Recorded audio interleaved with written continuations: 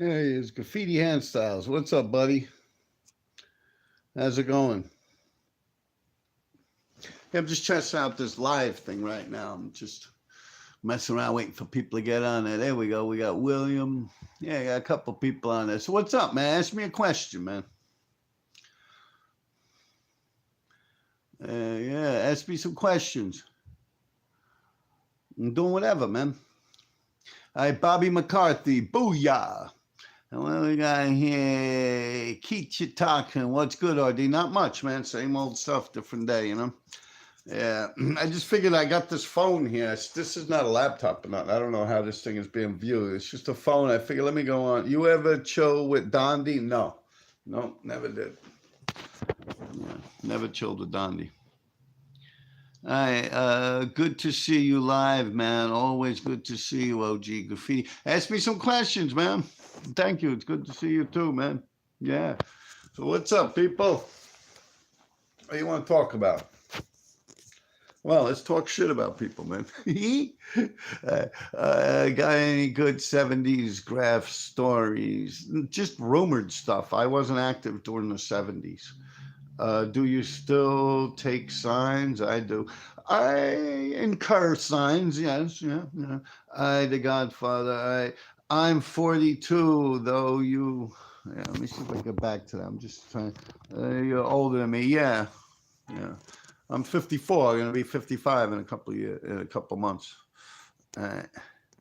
What's a city you always wanted to hit up? New York, Manhattan. It's the only shit I ever gave a fuck about, man. A lot of people always say that. Oh, yo, you should go other states, other cities, other countries, and this and that. And I mean, when I was living down Jamaica, the West Indies, I wrote some graffiti down there. D3, 357, he came down to visit me. A couple of cans of spray paint with him. Joey TDS also, Joey. I wrote graffiti with him down there in Jamaica, the West Indies, when I was down there. But no, it's not graffiti to me. I'm different than that. Like I said, when I started writing graffiti, it was before all the cell phones and shit like that and beepers and stuff. And it was just something to do for fun. Like people that you know see it and they're like, oh shit, man, he's trying to whole appeal to me. I would have no reason to write outside of New York, like not even outside of like Manhattan. Like I really don't even hit the Bronx or Brooklyn or Queens or anything. I mean, I'll go if someone has a good idea or something, but other than that, why bother? So ask me some questions, man. Where y'all at? There we go. I knew you're the best city to hit. All right, can you get me some new rims? Bobby McCarthy. Yo, I got a funny one. D3 came by. He was with me when we actually stole that shit, right? His name is Dave, right? And I was asking D3, and he don't remember his last name either, man. But yo, ever since I posted about that dude, like he went nuts. He literally went nuts. Like the FBI and whoever the fuck, the Drug Enforcement Agency, whatever, they were spying on his ass so hard. The dude went retarded, man. Seriously, went fucking nuts, man. Yeah, he's like he couldn't even eat food, man. But now, ever since I mentioned him, I keep seeing him like every other day. I swear, since I dropped that video, I've seen him like 10 fucking times, man. I was asking D3, Sammy, and he's like, oh, man, nah, man, that shit, yeah, he remembers that shit. He was telling me some funny stuff about him. He was telling me that, like, yeah, like a lot of people got arrested because of that dude, man. A lot of fucking people went down. Yeah, I heard he hardly even did any time at all, man. Where we at? Doesn't matter if it's done with aerosol or roller. Yeah. RD tunnels are dope. Underground stuff is like its own culture. Yeah, I like the underground, man. That's where it's at, man. That's where the action is, you know? In my eyes. I mean, I don't want telling people to go write graffiti underground and then you get ran over by a train or something like that, you know? You know, there's certain ways of doing it. You can't just run around down there like some kind of fucking idiot and get ran over by a train. You got to be careful. I'm not saying you're an idiot. Maybe you're more professional at it than me. I'm just saying. Yeah, it's not for the light of heart. Rob Ski, what up, bro? Chilling, man, chilling. Yeah, Adem, what up? Oh, shit, yeah, fucking Adem. Hey, Bobby, your boy's on here. Yeah. Where's Adem? Yeah, Bobby's in there painting, man. What's your thoughts on Duster making a comeback with Anna? Yeah, that's cool. No, Dem is on. He said hi to me. Yeah, so I told him, yeah, Dem. Bobby says hello. All right, so what's my what was that? Who's that? JJ. What's your thoughts on Duster making a comeback with Anna? That's the shit, man. Fuck yeah. Yeah, Anna's going to come on here. I was talking to her about it. She's going to do an interview. Maybe she'll bring Duster with her. I don't know. Yeah, that's cool, man. I'm a big fan of Duster's stuff, man. Very big. Yeah, Duster's the shit, man. All right. You write with Duster. Tell us exciting stories. I know Duster. I know pretty well. Yeah. All right. What we got? Never wrote with Duster, other than my apartment here. He wrote on a sign in front of me and stuff like that. But yeah, never. How long did it take you to do the big RD on the East River? Near the heliport, I'm assuming you're talking about. A couple of them I did on the river. A few of them I did with Raul, John Horgan. That was up near the mayor's house. That took us a couple hours each, and those were very big, and we did them with blue house paint that I stole from Yankee Stadium when they were painting Yankee Stadium blue. Then you have one on Roosevelt Island side, which was on the East River. I did that with spray paint with Frankie Gator. He's also dead. So far, John Horgan, Raul, who I did the first, well, not the first time, but the blue one, who was starting all the way uptown. Yeah, he's dead now. And that took a couple hours. The other one I did with Frankie Gator, which is down further. He wrote Squirt, SQ. He's dead now too. God rest his soul. Very good friend of mine. Right. Yeah, that we did on the ventilation shaft for what is now the F train that would stop on Roosevelt Island. But this is before the fucking train at tracks or anything. That's even before the layup was down there. Yeah, the first time I ever did that, well, the only time I did it with Frankie Gator. Yeah. And originally underneath that, there was a Zephyr and a Daze piece, D-A-Z-E, Daze, yeah. What is it, Crazy Young Artist, C-Y-A? Yeah, that was on Roosevelt Island, and it was very badly buffed and fucked up, and we went over that shit. Well, it was just a big, huge RD, and Frankie Gator helped me with that. And then you have the heliport. All right, now the heliport, that one I did 3 or 4 times. Each time I've done the heliport, it took a couple of days. The last time I did it, because it was so big and I wanted to do it bigger than MQ did his, I've done it once, it got crossed out. I've done it again, it got crossed out. Then MQ did it, and then I wanted to do it bigger than that. So I went back and did it a 3rd time. And that time it took like 7 or 8 days from like maybe the sun was coming up. Yeah. The first 2 nights, yeah, and that's hard because you got to get everything together, and that's when I'm actually getting the outline together, and you're only got about 4 or 5 feet to actually sketch it on the wall and look at it, and the fucking thing is almost 20 feet tall. The letters themselves like 15 feet tall, only have 5 feet, so I had to keep getting from behind there, walking up and going all the way up the bridge and looking at it to make sure the R and the D are the same size and it don't look toy or nothing like that. And so that took a lot of time. That would take from, yeah, pretty much midnight to about the sun came up, 2 or 3 days. And then the other days, pretty much just bang, bang, bang, bang. Yeah, it took about 4 or 5 days, a week. Yeah, roughly. I was fucking with it for a week. And even if it was completely done, a day or 2 could go by, I wouldn't do nothing to it. And I would just look at it from the bridge. I'd be like, yeah, let me go fix something. You know what I mean? Or some part might look like it's not filled in all the way or something to that nature. But yeah, after 7 days, that bitch was born. Yeah. All right. Where are we now? Did you ever run into, do you ever run into or catch MQ? MQ? Very same room I'm in right now. Yeah, I got no problems with MQ. When we having a 357 reunion, you tell me, Ken. What the fuck? I'm definitely with that, man. A lot of us are starting to die, bro. Gotta get us together, man. You know, even fuck, I was thinking about doing this. You want to get some funny shit right there, Kenny? And this is Ken, people. Ken 357. I'm talking right now. He just asked me when we're going to do a reunion. Funny thing is, I was planning a fucking reunion with Iggy and Iggy's bar, and then Iggy fucking died. God rest his soul. I've known Iggy since he came from Ireland to this country, man, for real. You want to talk about a fucking success story? I mean, the fact that he died from a drug overdose. Poor fucking Iggy, man. I swear to God, man. He came from like Belfast, fucking Ireland, like war-torn Ireland. Was a fucking busboy in Flanagan's and fucking Finnegan's Wake. Yeah, saved every little fucking penny. Yeah, then he became a bartender. Saved all his fucking money. Boom. And opened up Iggy's. Iggy's on 74th and 75th and 2nd Avenue. The first one. Yeah, it was such a success. Then he opened up the Iggy's, the karaoke down on the Lower East Side in the Village there. Yeah, poor guy.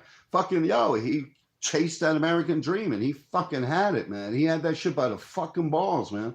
He fucked up, I think fentanyl or some shit. He was probably doing a couple of bumps of coke and some crazy shit was probably in the drugs. I mean, you know, you don't fuck around in bars like that, man. You don't know what anyone's giving you, especially nowadays, man. But yeah, Iggy passed away a couple of years ago, man, when I was thinking about doing some shit, man. Yeah, horrible. Let's see what else we got. Where you go, Kid Kong Can? I don't see nothing no more. Y'all leave me here?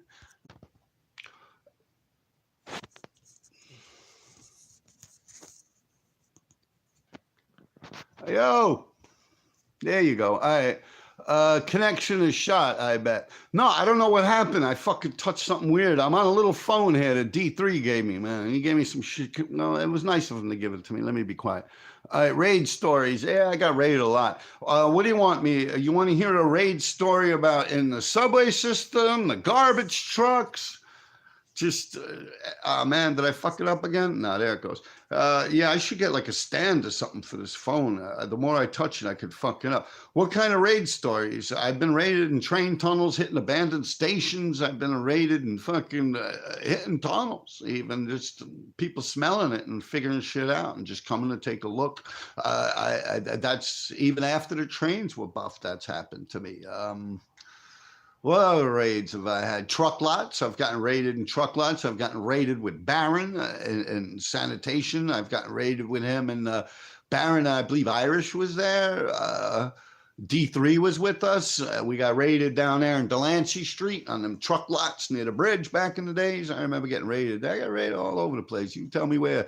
Garbage trucks. Yeah, I got raided in hitting the garbage trucks several times. Once I actually was in the building over here near my house. Well, 73rd Street, about 10 blocks up from me. And they came. I was in there with my dog. This is like 87, 88. And I was right on the garbage trucks. I go in the building. I go all the way up and I'll hit the fucking floor after floor after floor. Yeah, I'll pick them off out in the street too, but I'll go in the building and hit them.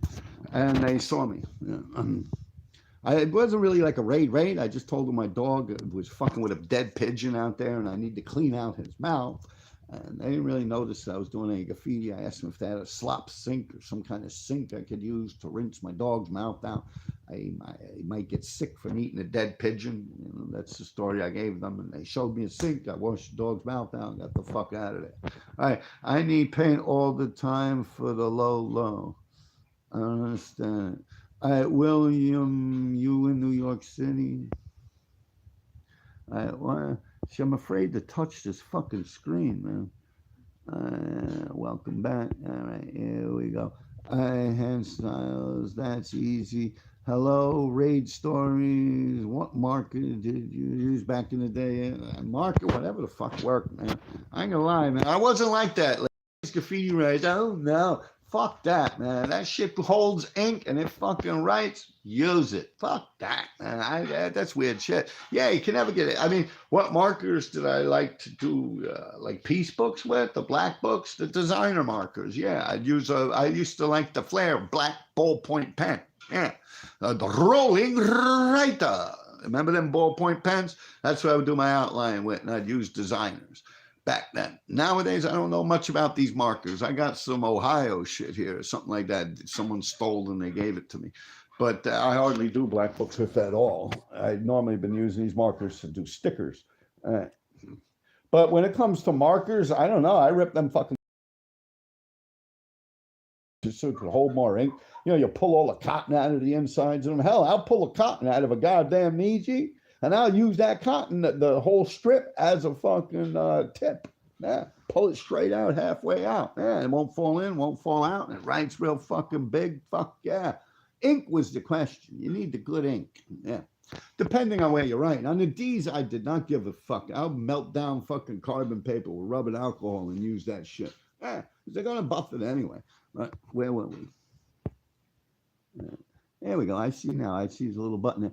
Bro, ain't say some Chinese markers. He went straight to Ohio markers. I don't know what they were. Something like that. Any metal stories from back in the acid tab days? Hell yeah. A lot of metal stories, man.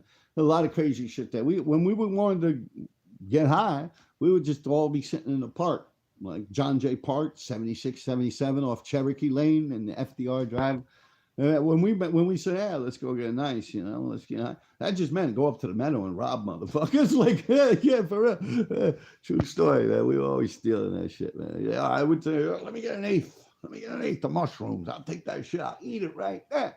We go like, that'll be so. I'm like, nah, I said, let me get. Yeah, good times. And you start fucking with me. Yeah, wait a couple more minutes, man. You should start kicking in. I'll chew your fucking face off. Yeah, real shit. Yeah. That was good times, man. All right, where are we at here? Acid and graph goes hand in hand. Yeah. You see, I like the LSD. That was fun. And the mescaline and shit like that. But I never was into all that crazy shit like the heroin and the opioids and all that stupid shit, man. I don't know. It really was never me. Never. I didn't like that shit. Who the fuck wants to fall asleep, man? Life is short enough as it is. What the fuck you want to spend that shit sleeping for on a bench? My personal opinion. I don't know. I like the shit that gets you going, Yeah. I usually only do a half a tab while on missions. I don't really do that. No. You shouldn't be getting high and going writing graffiti. That's how you wind up getting locked up. Or your shit will come out whack. Yeah, that's all you need. Don't need to be dripping face. Yeah, I don't know. I don't suggest drinking or doing any drugs or any alcohol or anything like that while writing graffiti. It's one or the other. That's the way I really always played it. Yeah. Matter of fact, yeah. You don't trip and paint? Nah. I've messed up a few times. I mean, I bumped into people that were writing Lace and D3. They had a bunch of fucking ink and they were going, and this is when the trains were clean.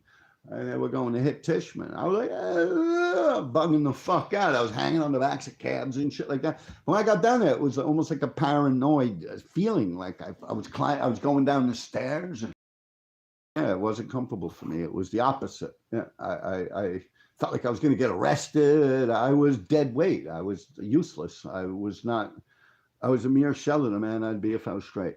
Give me a good tunnel story. Seeing you, Lace, PK, Note, and yeah, me and PK, yeah, we did that. Me and Lace, Dover was up in that same thing. Yeah. I already talked about that tunnel and the PK thing. If you go on my PK video, I've explained that whole thing with PK. It's me interviewing PK. It is a picture of the PK he did in the tunnel. It's only a couple of videos back. It's not that far. I suggest you watch that. Otherwise, I'm going to sit here talking. People already know that story. Is Rev still active? I don't know, but I got a nice book from them guys. A while ago, they were asking me about, a story and this and that with a picture, and I sent it, but I didn't know it was Rev's. I had no idea who it was. And then they were asking me for my address to mail me a book. I gave my address and a book. Okay, I'll check that one out. Thank you. Yeah. Joe rides bikes. Yeah, what kind of bike you got, man? Bike tells a lot about a man.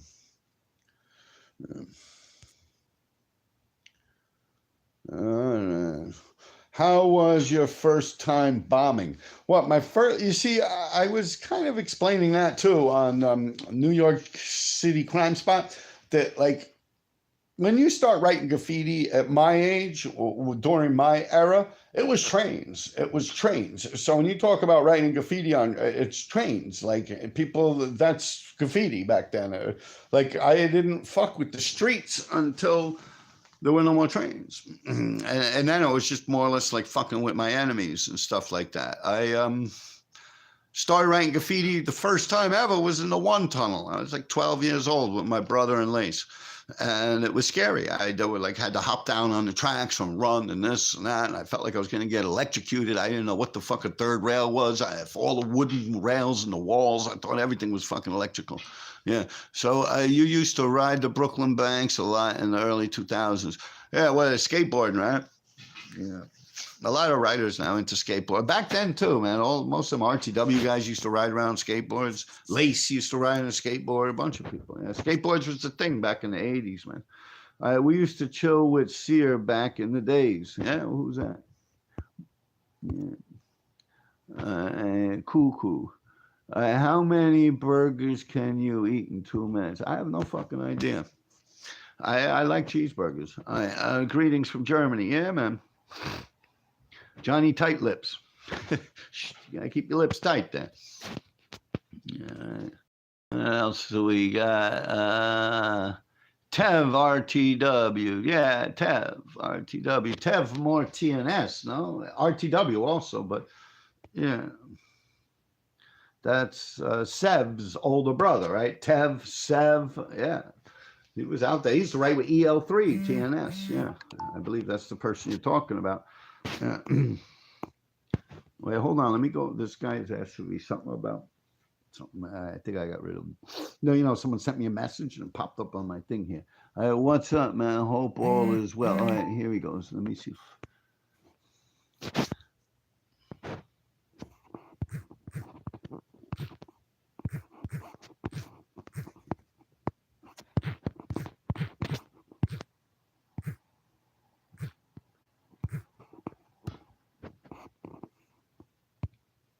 All right, there we go. Hey, look, I just sent a message and I didn't lose you guys. All right, what's up?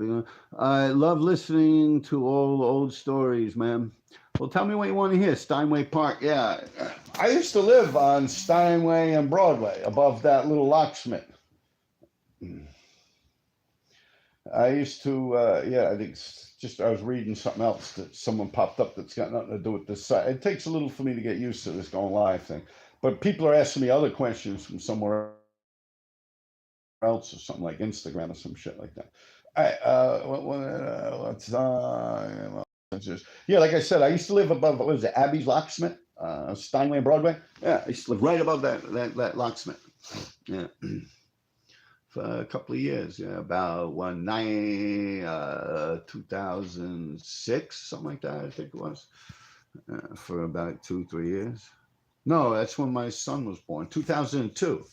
2001, 2002, I was living there. That's above the locksmith, Steinway and Broadway. There used to be a Blockbuster Video right around the corner. Yeah, neighborhood was popping. Shout out from BC, Canada. All right, British Columbia. Whoa, bring it. Siam, right? Siam. How is Shane 357 doing? He went to humanity. Shane, I'm sorry to say, died. Yeah, he's dead. Shane, rest in peace.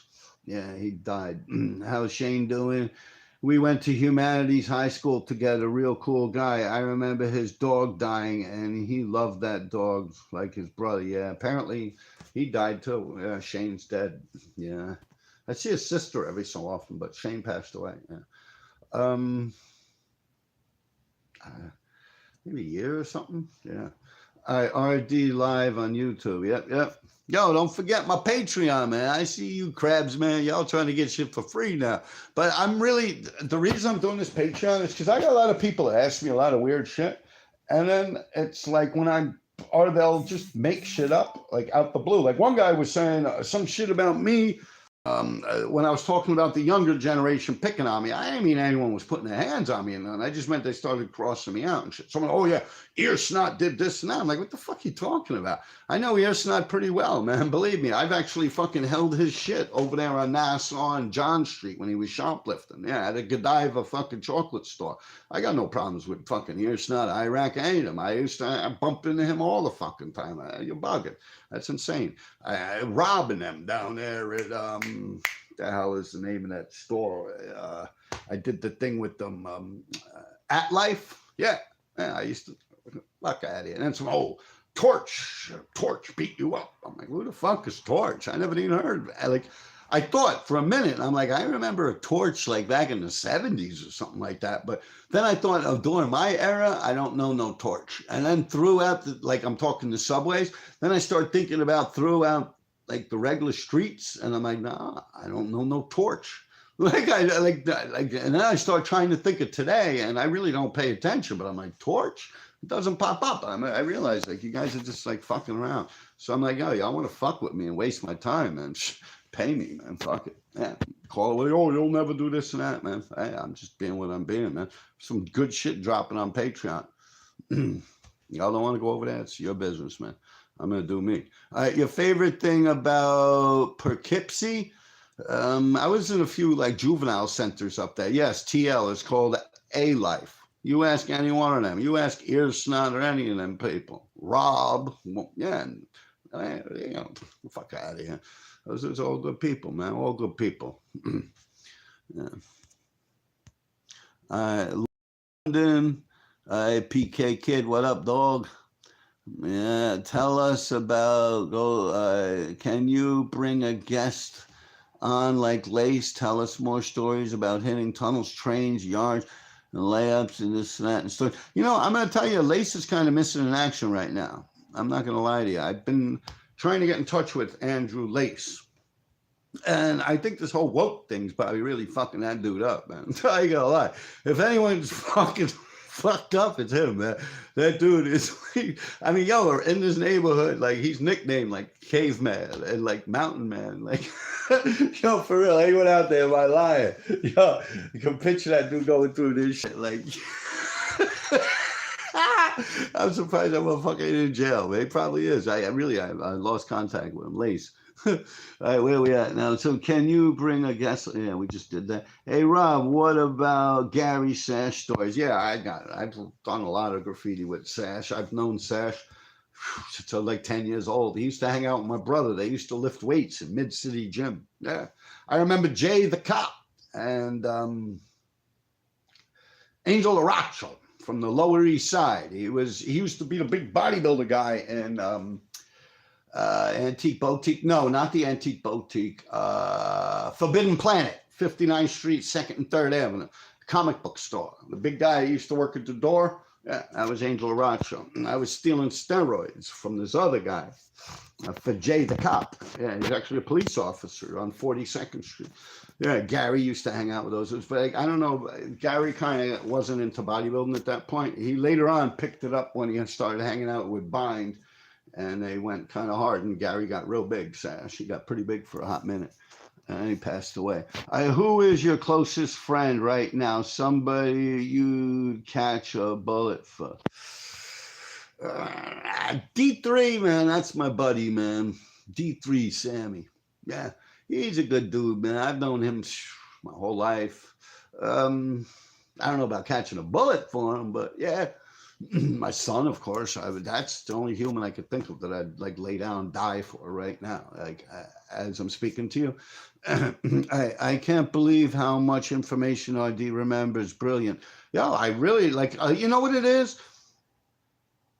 A lot of the people were, when the internet came out and was popping around and all that shit, a lot of people, oh, RD's a crackhead, RD's a drug addict, RD's a transvestite, RD, there's even memes of me, like, as like a transvestite or like all types of crazy shit. So a lot of you people honestly think that like I did nothing but, and I used to toy around too with it. I'd be like, oh, they'd say, oh, RD's a crackhead, this, that. And I'd be like, well, maybe if you smoke some crack, you might be up as much as me. But the truth of the matter is, I really wasn't that drugged up. Like, there's nothing wrong with my fucking memory. I smoked cigarettes. I burned my lungs out. I smoke a lot of marijuana and shit. But yeah, I'm dead serious. Like a lot of people thought I was more fucked up than I really am.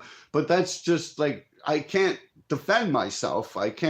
I was not arrested at that point. I could just stay in the shadows and take the fucking wallop that I was getting online. People put my information online. The worst thing I'm going to do is like, oh, you this, that. Because then they'll be like, oh shit, that really is his information. You got me? So when you're out there, all you could do is stay in the shadows. Like that shit with Espo, that scumbag bullshit move with that thing. Yeah, all right, that book got me known, but it wasn't done so upright. You got me? Like, just because things have a good outcome don't mean, you follow me? How is it? you had good intentions, but you went about it in a bad way. All right, where we at now? What up, RD? Any Sunnyside, Woodside, Area 7 train stories? I have a lot of stealing stories. I've done a lot of racking over there, caught a couple of motorcycles out around that area, but I didn't really hit the sevens. By the time I was like full-fledged and like the sevens were kind of like the first line cleaned, man. Like them things were burgundy as far back almost as I could think. I mean, I used to fuck around with girls out there, and I had a couple of fights out there and stuff. I lived in Astoria in a few places. I knew some of the rougher characters that had nothing to do with graffiti at all, that were Irish, that were living in Woodside, Queens, and stuff like that, that were pretty salty characters, but that had nothing to do with graffiti. That was just criminal activity. Who did you write with in Staten Island? Staten Island, Boast, I believe he passed away, RTW. ASIC, ASIC, Saga, Meatball, Sems passed away too. I believe Saga's still alive. A couple of years ago, I was seeing some Saga stuff. Boast is dead. Sems is dead. Sems actually used to come by my house. Who else out there? I don't even remember, man. Some black dudes out near Park Hill. Not Gano, or no one's of any like importance other than who I mentioned. Who's got your favorite throw up or top 3 favorite throw ups? Who's my favorite throw ups?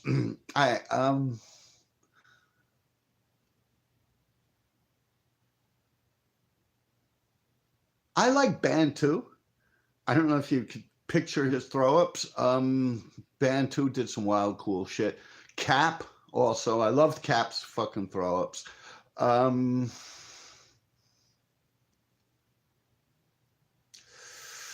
KP, I like his throw ups. I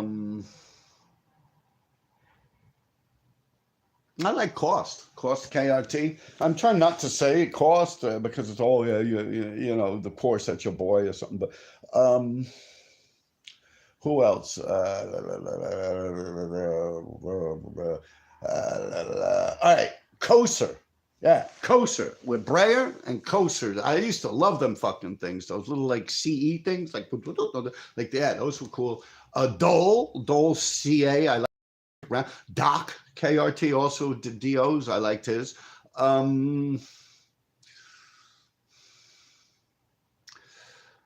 I didn't like Min's NEs, but I liked Min's. His MIN, I liked that. That shit was hot. Bro, he's 54. He's gonna have some friends. Kind of music you listen to. Now, as far as it goes within my circle of people, I like PK's fill-ins. Ripe, Ripe was all right. Ripe was like a machine, man. RP. He did a lot of shit. I like how Sear does his throw-ups too, like Sear 357. What kind of music you listen to, RD? Rock and roll, man. Old school shit, yeah. Not like new rock, old rock. Led Zeppelin, AC/DC, Guns N' Roses, Metallica. OE3 had a nice throw up. True, I forgot about him. That shit's printed on my bed. Is the Wiz? I like Is the Wiz was nice. OE3, yeah, definitely. You know what it is, Acer? My exposure was more or less like IRT-ish. So that's why I'm like Cap and this and that. And I like Band too. He used to do these nice, like weird A's and shit. It was very similar to like a Skinny Comet, like how Comet used to do his. Yeah. Yeah, Red Hot Chili Peppers is good. Pink Floyd, like it. All right, so let's think about some more good fill-ins. I'll tell you one thing, Is the Wiz, in my eyes, definitely fucking put it in, man. Like no other. Yeah. Like if you really want to sit down and start thinking about it, all right, RD Mad Respect. I'll get back to that Mad Respect thing. But as far as it goes with Is the Wiz, it's like, yo, he did them fucking things everywhere. Like In was a little bit before my time, although I've seen Ins after the fact, but is the whiz, man. Like, yo, IRTs, BMTs, INDs. Like, yo, he went out. He would have a lot of fucking 2s and 5s. He had a lot of shit, man. Man. A lot of fucking lines for a very long period of time, man. He used to write Ike even, like before the fucking is the whiz stuff, man. Like, yeah, he off. Yeah. And not to mention all the insides he had. He did a lot more than on the trains, I believe. He did more than OE and P13, probably even put together. True story. All right, now where were we at?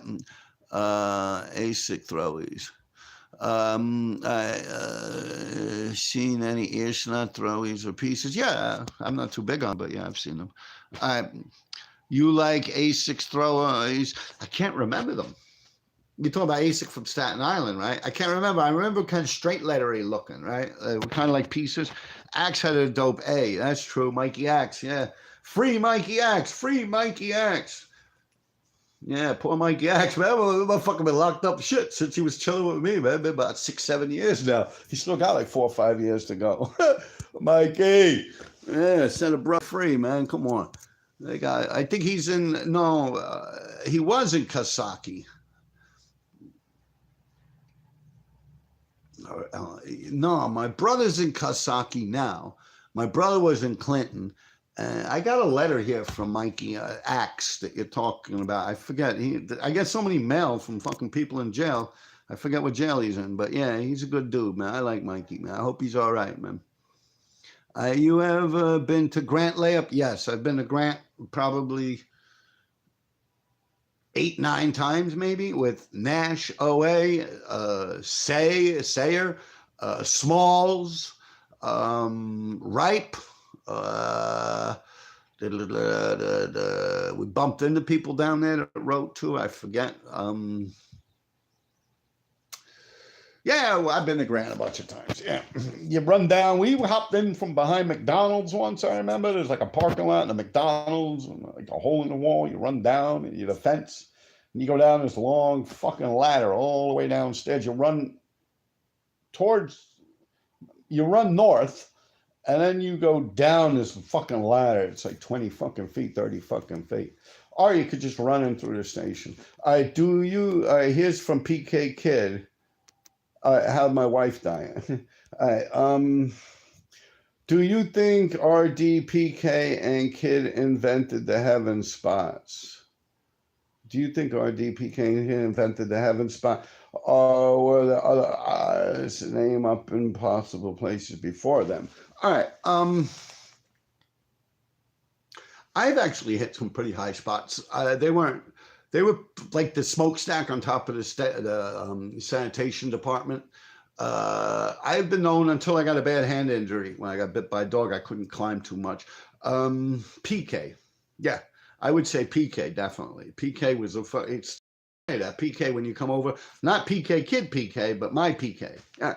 PK Note 357. Yeah, he would climb a lot of shit before that PK, to the best of my knowledge. I know PK Note, my PK, we'll call him my PK, or we'll just call him PK Note. He told me he met that other PK, and that other PK's back in the 70s or early 80s or something like that. So that PK's been around a long time too, but disappeared for like 40 fucking years. So the PK that I know, yeah, he was a fucking monkey, man. He climbed up all types of shit, man. Fuck yeah. JA's known to climb a lot of shit, of course. Skay could climb. He's known for that shit. I don't know about nowadays. Nowadays, he's all like fucking puffy looking. I don't know if he could carry his, like he's into bodybuilding. So Skay kind of put on a lot of muscle mass. I don't know. That's not a good route to take when you're trying to bomb. My personal opinion. I mean, I could show you guys pictures of me. I'm about 230 and shit, fucking huge arms and shit. I'm actually lifting a fire hydrant, and they turned it into a meme. Send 4 on them, turned it into a meme, yeah. And it's hard to move that kind of weight when you're big, muscular. Especially if you're not used to it. I mean, if you got a large amount of muscle mass, and you're used to pulling it around, you'll be all right. But other than that, man, even in fighting, it's not recommended. I like to stay slender, man. I'm like aerodynamic. I'm like a fucking puma. Yeah, or a fucking mongoose. Yeah. That's how you gotta stay. Did an Angel and Z tell you what they write? Yeah, I know what they write. Do you feel a connection with hip hop culture? Nah, nah. The only shit I like with the hip hop culture is the fucking Wu Tang. Yeah, fuck yeah, Wu Tang, motherfucker. Everything else is crap.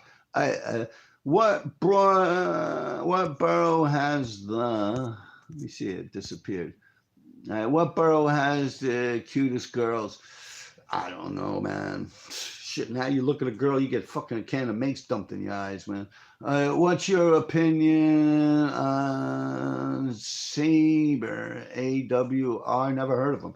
All right. A ladder sure other than that he'll gnaw. Ladder sure other than thou he'll gnaw. Don't know what the fuck you're trying to say, dude. Yo, does Anna still be writing? I don't know. I can't tell you that. I don't want to put someone in trouble. It's kind of a cop question. You get what I'm saying? You interested in Europe graph? No, don't follow it. Hell. Haha. Queens has some nice girls in all flavors. Yeah. Yeah. I don't know. I fucking find women like girls, man. Shit. I've never really went anywhere like that for women. I would just want to talk to a girl I found attractive. I would talk to her. Any advice for a writer without a crew? Yeah, right, man. Write graffiti. Get back to that girls thing. Yeah, I don't know. With women, like, I don't know. I never did that. Like, throughout my years, I was, as far as it goes with like high school, I was in juvenile centers and shit like that. And I was in like different programs and stuff. When released from them things, I pretty much was in like all boy situations with like no girls in the schools. So I'd see girls on the train or something. Hi, how you doing? I'd talk to them that way. I would pick up women in bars, shit like that. My wife, I actually met in high school when I was doing a Spanish class in South Bronx High School. South Bronx. The year that song came out, the year I was in South Bronx High School, I was from a truancy program, which I wasn't a truant. I was just in juvenile centers. So even though I could be an A student in a juvenile lockup, but when you get out of that lockup, you still got to go to that shit. They won't put you in a red class. They did. They tried to stick me in Taft. Taft, for real. Fat Joe talks about that shit. Yeah, Fat Joe. Yeah. Fucking Taft. They stuck my ass in Taft. I was there for like half a day, man. I almost killed the motherfucker. I ripped the fucking flag off the fucking thing. I broke the stick, the stick that holds the flag. I was running around chasing the guy around like fucking Van Helsing. So they don't do that no more. There is no Europe graph. Real graph is only New York City graph by Asa. That's kind of, I don't want to be disrespectful to people, but that's kind of like how I look at it, man. Like I don't really follow outside the realms of fucking even Manhattan at this point. And to be truthful, I don't even follow what's going on today, like at all. Like to be truthful, it's just, you know what happened to graffiti? And I'm sorry if I'm going to be insulting any of you guys that are new and coming up in the game, but to me, I look at graffiti like it's just like a bunch of people with purple fucking hair and skateboards, and they fucking pop pills and they get addicted to opioids and shit, and they run around getting their penises chopped off. Sorry, but I'm just being real. Well, Mace, yeah, I remember old school Mace. Maceo, that was my boy. Yeah, TLP. Yeah. No, TCP. Yeah, from the Sixers. Yeah, Maceo. He winded up, he was fucking around with Puffy for a while, right? Didn't he become like a minister or some shit like that? Yeah, Maceo. Yeah. Do you believe in ghosts? No, but I believe in magic. No, I don't believe in ghosts, man. Thanks for that. What's Patreon? What is a Patreon? You got to click on it and spend some money and find out, man. Where can anyone get LSD today? That's a cop question, dude. Come on, be real. First off, I wouldn't know. I haven't fucking took an LSD or mescaline or anything like that since I was like 20-something years old. All right. Spirits, God. God, I was an altar boy. I was raised a Catholic. I've been in Catholic school. I've been kicked out of Catholic school. I've strayed from God for a while, but the way the world is now, I've kind of been, I've actually went to church. I fucked up. I actually didn't realize it was Ash Wednesday on Ash Wednesday. I swear. And even if I'm not deep into it, I would always go. Me and my son would always go and get ashes. Even when my brother was out of prison, he would bring my son to get ashes if I was at work, you know, because my brother was my son's babysitter when my son was little. And, there was not a peep about ashes at all. Like, religion, it's sad what's going on out there, man. And I'm telling you, when the weather gets nice, man, me and my son, man, we're going to do what we're going to do, man. We're going to really start doing these beautiful, big fucking religious murals, man. We're going to need walls. We're going to need space. We're going to need paint. And that's what that fucking Patreon account is all about, man. Yeah, I'm dead serious, man. Like, religion is dead, man. This country is like founded on shit like that, man. It's disgusting, man. I don't know, man. Believe me, if I stay on this topic any longer, I will get cut off this fucking YouTube, man. It's just even in my work, man. It's like I'm in the belly of the beast, man. I ain't gonna front, man. Thoughts on Long Island graffiti? Do you know Pure TFP? No, never met him, but I like his stuff. I think I actually did go over him a few times with the RU fill-ins. Yeah, never met him. I believe RU, right? Is him, Pure and RU, same guy. Yeah. I had no reason to go home. I was being a dick. I ain't gonna lie to you. Who's the last person who you beat up?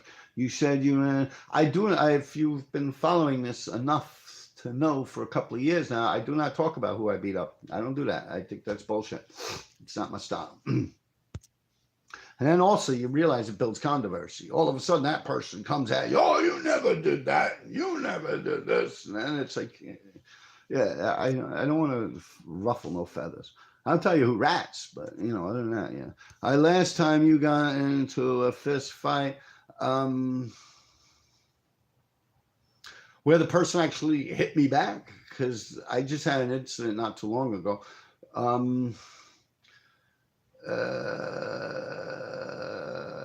Yeah, I don't want to talk about it. Yeah. Not too long ago, I was in a fist fight. Not too long ago, I punched someone in the face. It was a driver of a car that was acting like an asshole. The guy almost killed me. He fucking almost ran me over, and then he had the audacity to act like an asshole. So, yeah. All right. The witching hour is a time when the otherwise content baby is extremely fussy. I typically occurs 9 p.m. to 11 p.m. Yeah, good information. Good to know. Touche l'array. All right, last time you gonna. All right, toast. Fat caps or stock tips? I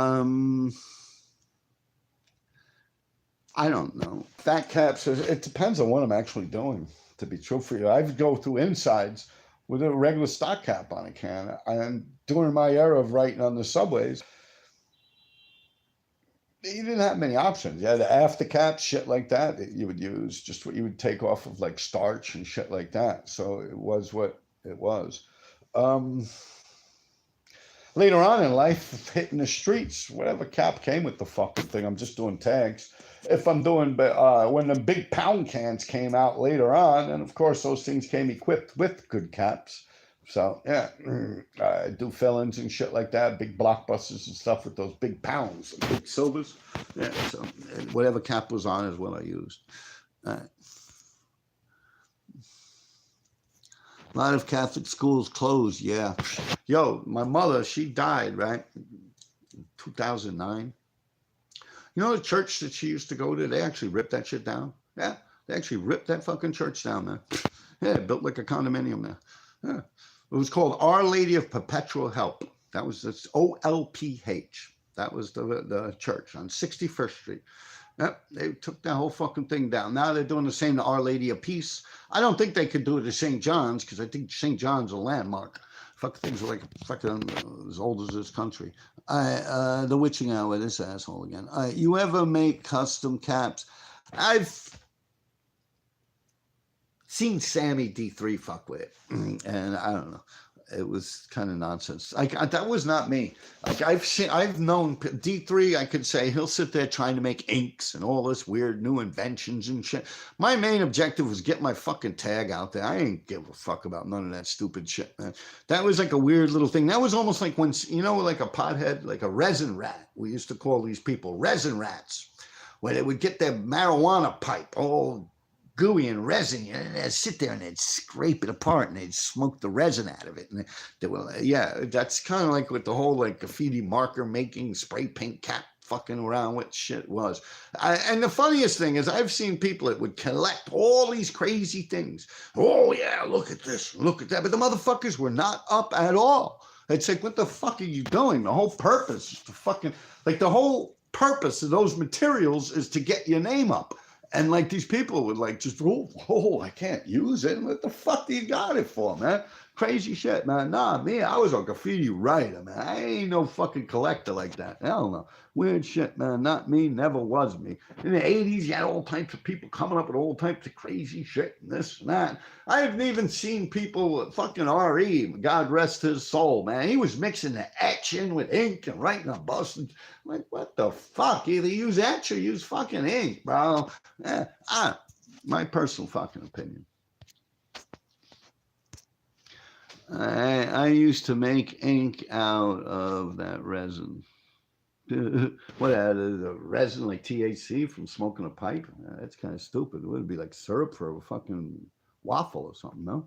There's a rumor that you fell off a building and were hanging by your wedding ring. Is that true?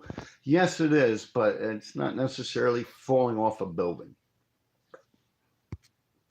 I was on a ledge of a second floor, maybe 15 feet off the ground, if even. And I was holding on to an electric pipe, and a lady started hitting me in the head with a broom. She opened her window, started hitting me in the head with a broom. As a matter of fact, that RD fill-in is still there. It's on 2nd Avenue, 69th and 70th Street. I was with D3 when I was doing that fill-in. A lady started hitting me in the head with a fucking broom, so I lost my footing. I fell. As I was falling, I was like, ah! And my finger got caught. My ring got caught on a nail that was like in the brick. It was actually like something that would hold like cable wires together or something. Oh yeah, I was still like, had like another 8 feet to go before I hit the ground. And I was hanging there by my fucking ring. And D3 had to go to the corner. The lady was yelling, I'm calling the police. I'm like, come on, man, I'm fucked up here. Give me a minute, will you? But Sammy D3 went to the corner, got a garbage can, turned over the garbage can, stood on top of it, grabbed me by my shins, lifted me up, and I fell like Jesus falling off a cross. Boom, ran on concrete, got up and ran away. In modern times, the vampire is generally held to be a fictitious entity, although, what's up with this person, man? What are you, that bored, man? What is that, MK acting like an asshole?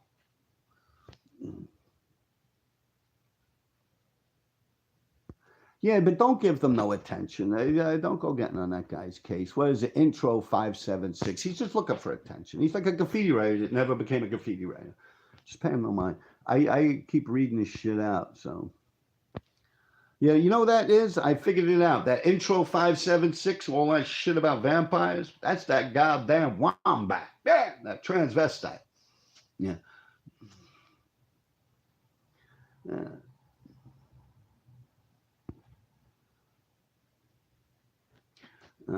What LPS? HY, Mr. Vampire, HY. Hi, how's it going, Mr. Vampire? All right, come on, keep going. I'm gonna hang up on you guys, man.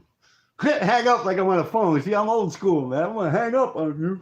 All right, yo, RD, got any PCP stories? Not really. I've smoked it. Got my face cut open and shit like that. How are you? I'm okay. Can't complain, Mr. Vampire. All right. The Real Duas. Ever seen that? What? The real Doas. Ever see what? What do you think about Remo BTB? He good dude, man. Funny shit, man. Yeah, man. You're a funny dude, man. I like Remo. You're a big dude, man. Yeah, fuck yeah. Remo, good people, man. He's funny as fuck. All right, CO Horn and Geiger. All right. Okay, you said you don't pay attention, but you do. You see up the most nowadays. Please answer. Oh, I see up now the most.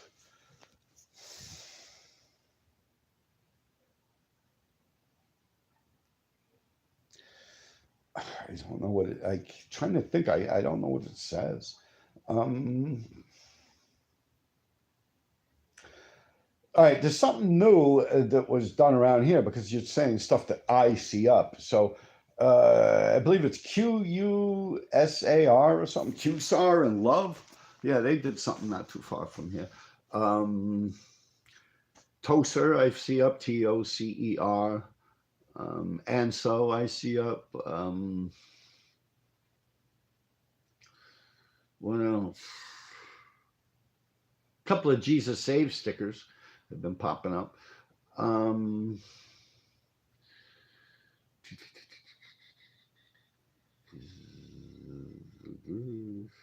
I see Dessa. I see Dessa up a little bit here and there with markers. Um, who else do I see up? I'm talking about with my own eyes. I'm assuming you don't mean what do I see on the internet, like the same shit you see, right? I mean, I'm talking about what I see with my own two eyes in my head, right?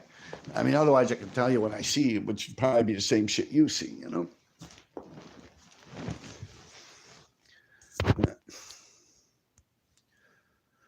How came up with the idea of using street signs as canvases? I, how did I come up with the idea of using street signs as canvases? Well, they came out with this little thing called street art, and people were getting paid a whole mess of money that never did shit in the fucking street. And they were calling this thing street art. And I seen people selling this shit for thousands of dollars on eBay. So I said, that ain't street art. That's garbage. It's on a canvas and this and that, and they're calling it street art. And I said, I'll show them street art. So I went out and stole the street sign, painted on it, and sold it on eBay. I put it originally on for a penny, I believe. No, 99 cents. And it shot up to $402. So I said, oh shit. So yeah, I kept stealing street signs. Ever meet Kane One? No. I met other Canes. There's been a lot of Canes that's been writing. As long as I could think, there's been Canes writing. It's one of them tags like Kane. You know, yo, ID, what's up? Fave cap on a Rusto. I don't know. I just went through that. You gotta go back a little bit later when I post this. Alligator stories, man. I got some, believe me. How do you come up with the idea of using street signs? What you think about BTM crew? I don't know who's in that crew. I don't know. I remember Skid was telling me, "Oh, that's fucked up. That turned into BTM into BLM. Like people, someone was running around turning the T's into L's or something." But I don't know who's in the crew or anything. I just laughed at him saying that. One day we're driving around a car, writing graffiti, and he mentioned that, and I laughed. Other than that, I know nothing about the crew. I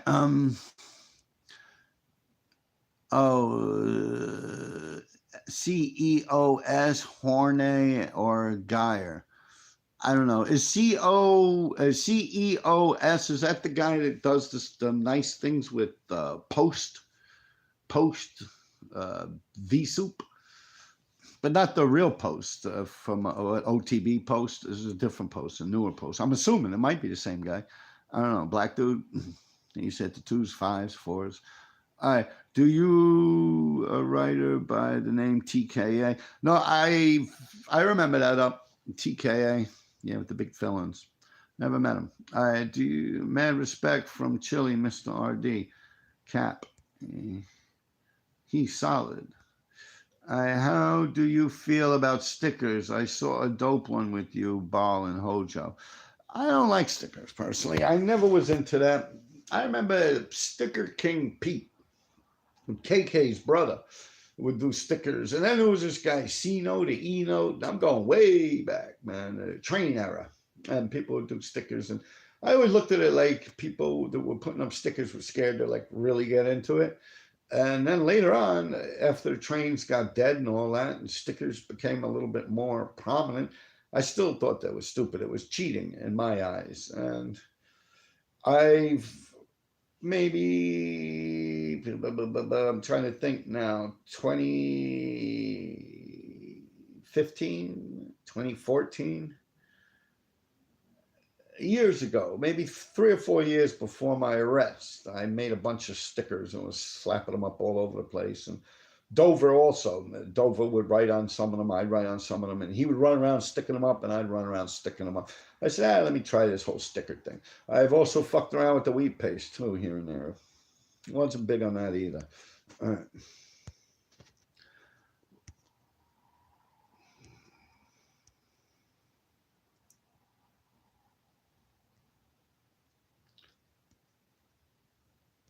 All right, alligator stories. What's the weirdest tag you've ever heard? Weirdest tag I've ever heard.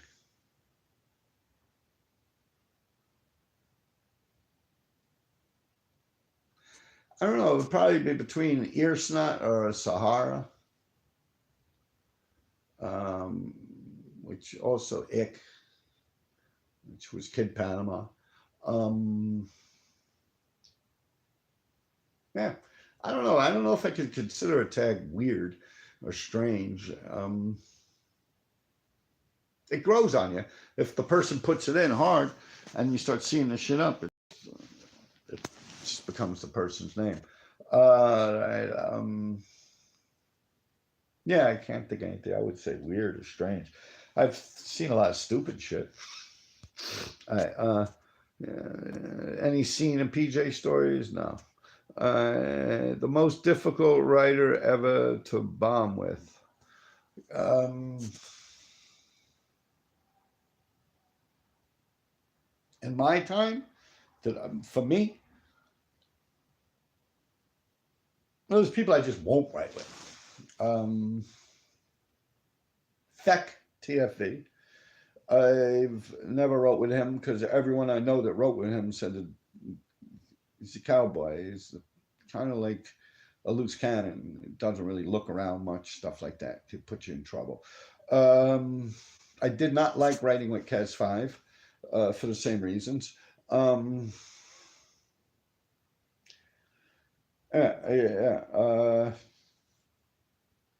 Yeah, I didn't like writing with Kes 5. May he rest in peace. I never wrote with Feck TFE because of people I know that wrote with him, including RE, which was my bombing partner for 12 years, and other people just about in this. Yeah, he just, I'm not into that.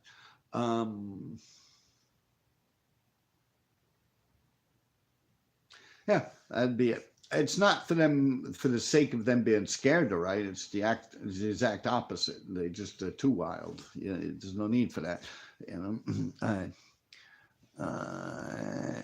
Ichabod got a pretty weird piece. That's just a blockbuster. But Ick would be, you see, you're thinking Ichabod, but I'm thinking Ick Kid Panama. Different. I'm like 30 years ahead of you, kid. Easiest way to make money racking in the 80s was you stealing to bogas. Nah, I don't know what you're trying to say. I'd steal shit, sell it, and buy spray paint once I became of legal age. Are you guys only speaking of New York City, Graph, or are you down with cargo train writing too? I've fucked with freights. I wouldn't go as far as to say cargo. I pretty much main shit like local. What's your thoughts on SAR? Seems like a cool guy. Yeah, I like SAR. I'll tell you one thing. I like the guy. I never have problems with him, but at one point he did try and act like a bouncer, and I was ready to stab him in the fucking face. but that's not his fault. I believe he was hired to see to it that people acted accordingly or something. Not that I was acting unaccordingly, but I believe I wasn't supposed to be in there or for whatever reason. And it's happened not just to me, but also to my friend Lace. And Lace would stab me in the face. Well, punch me in the face. I'd be the one to stab someone in the face.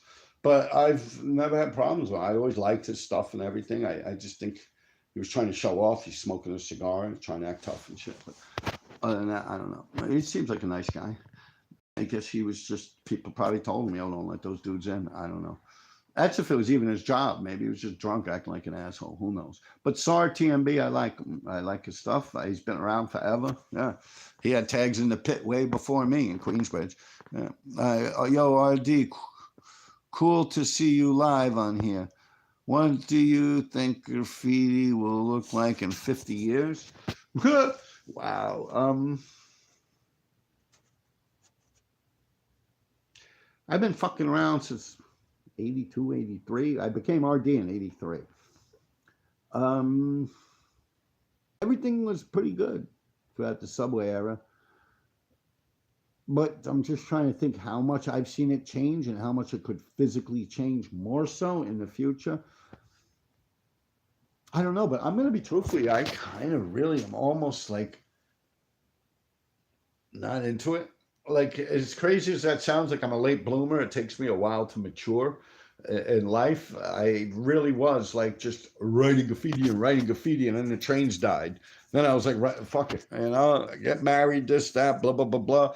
I get divorced, boom, start writing graffiti. And very seldom did I ever stick my head up for a fucking breath of fresh air or anything. So I believe I actually stunted my maturity by doing that. And I guess what I'm saying is I'd write graffiti, write fucking graffiti. 10 years would go by and then something would happen. I'd almost get killed or some shit, or I'd almost get arrested, or a friend of mine that I'm writing with would die or something. I mean, stick my head up, look around, be like, oh shit. And just, right back down, write graffiti. Another 10, 20 years go by and I have a child or something. And I'm like, oh shit, I'm a father now. Graffiti. It's now I get arrested. I'm like, ugh! Like, no, this can't be true. This never happened. No, I want to redo. Come on, let me go. Like, and it was like, ugh. And now it's just still like, ugh. But like I had time to look around and like smell the fucking roses. Like, I'm dead fucking serious, Anyone who knows me, man, knows I am not lying, man. I was fucking just writing like my whole fucking life. And there was events, like I've said, divorces and shit like that, marriages, people dying, people being born, where I'd stop and stick my head up for a little air. But it's just back down to it. And now, as a 54-year-old man sitting here, I got arrested in 2017. I've fucked around a little bit with graffiti since then. A lot of it's underground. I figure they won't be able to figure out when it was done in the subway tunnels and stuff, but I was still active. But now I'm really just like, it's like such like the way the world is. I'm like, it's just like such like a liberal leftist thing to do. Like it's ruined like the game itself. Like I didn't like, I feel as if I could have stopped this from happening. Not the world, but the graffiti. Like, if I would have stayed on it and stayed and paid attention, I could have at least I could have kept Manhattan clean of this fucking nastiness, man.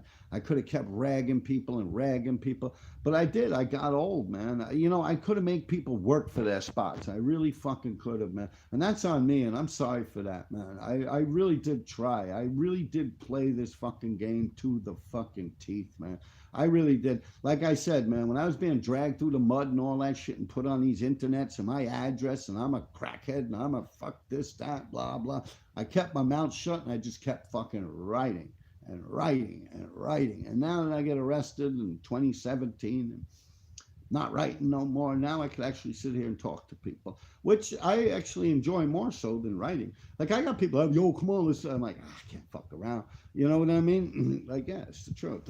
It's not even like I can't fuck around. It's just, I guess I'm an adult now. I'm 54 years old, going to be 55, and I'm kind of like looking at it like, the fuck did I do with my whole life? Like, for real. Like I said, like I'll pop my head up every so often for a little bit of air and shit. You know, look around and shit. Someone getting married, someone getting divorced, blah, blah, blah, blah. People dying, people being born, this, that. You know, my mother passes away, you know, this, that, or whatever. You know, my brother goes to jail, you know, different things. I pop my head up and, you know, I kind of stop and smell the roses. And think of the journey. And I'm like, And then before you know it, I'm just writing graffiti again. It's almost like smoking.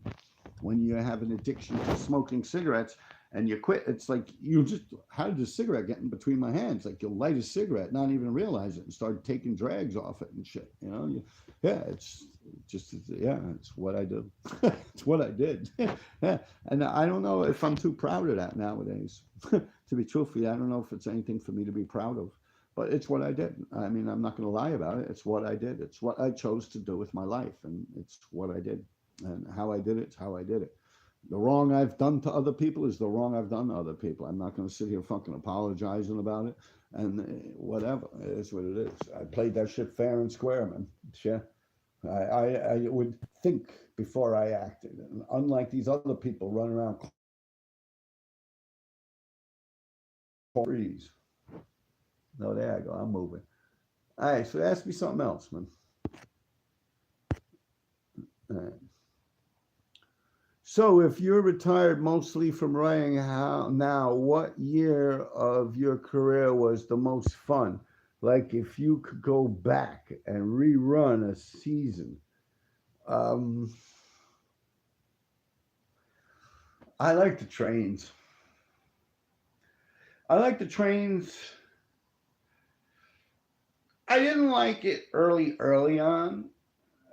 I was too young. So 85 to 89. Yeah. 86 maybe to 89. Yeah. Yeah. 80, yeah, 86 to 89. Although hanging out with Gary and Sash when shit was simple and we didn't have too much beef, like hanging out with Sash and Lace and doing stuff, that was nice. But yeah, we wound up catching a bunch of beef and shit started. But I enjoyed that too. And those are the funnest times ever, man. Yeah, fucking like I was saying last time, I was running around in train tunnels. I was like fucking Beowulf, man. Fuck yeah, nothing better than it, man. Best feeling in the world. It's interesting life and greatest stories. New York City, lifelong story. Not just graffiti, not just other story. Thoughts on Sen 4. Believe it or not, who's asking me that? IBN Al Hakim. All right. Sen 4, I like Sen 4. I like his stuff. Believe it or not, I just don't like whatever the fuck was going on with him. What's to say? You put in the work. Yeah, Sash and Gary, same guy. Sash and Gary, same guy. The name was Gary. He wrote Sash. Sometimes he would do like on the whole car me and him did. It says Gary Sash. What was this about Sen 4? All right, thoughts on Sen 4. I like Sen 4. I like Sen 4. He's been around a long fucking time. What can I say about him? Yeah, he's out there. He's old school. Puts it in. As far as it goes with my personal problems with him, if that's what you're asking me, I am pretty sure you're aware of it. It's just, he didn't like the fact that I was writing on fire hydrants or some shit. And I'm kind of like, fuck you, I'm doing it anyway. All right. Did you ever bomb or meet up with SRTMB? We just went through that, didn't we? Is this the same question? All right. Subway tracks, what you mean? I don't understand what subway tracks, what you mean. All right. Tracy 168 stories. Yeah, I have a lot of stories with him. I got some funny ones, man, with me and Tracy, but I want to talk to him first because some of them might not paint him in such a good light. This is my normal channel. All right, Mr. Vampire, you go. You got your little channel, you chilling, right? All right. Do you know any European countries, any exotic train model missions? No, I don't. Sorry.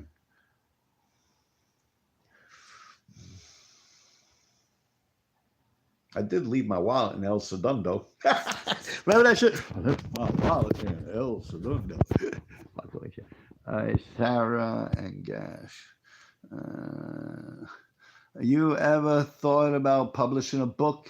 Yeah, a lot of people talk. I live on the Upper East Side of Manhattan. I've said several times before, and I know some of the best like investigative reporters and publishers and shit like that there are out there. That pretty much ghostwrite shit for me, but I just don't want to do that. Did Alpo ever want you to sell drugs for him? No. Was you surprised about what he ended up becoming?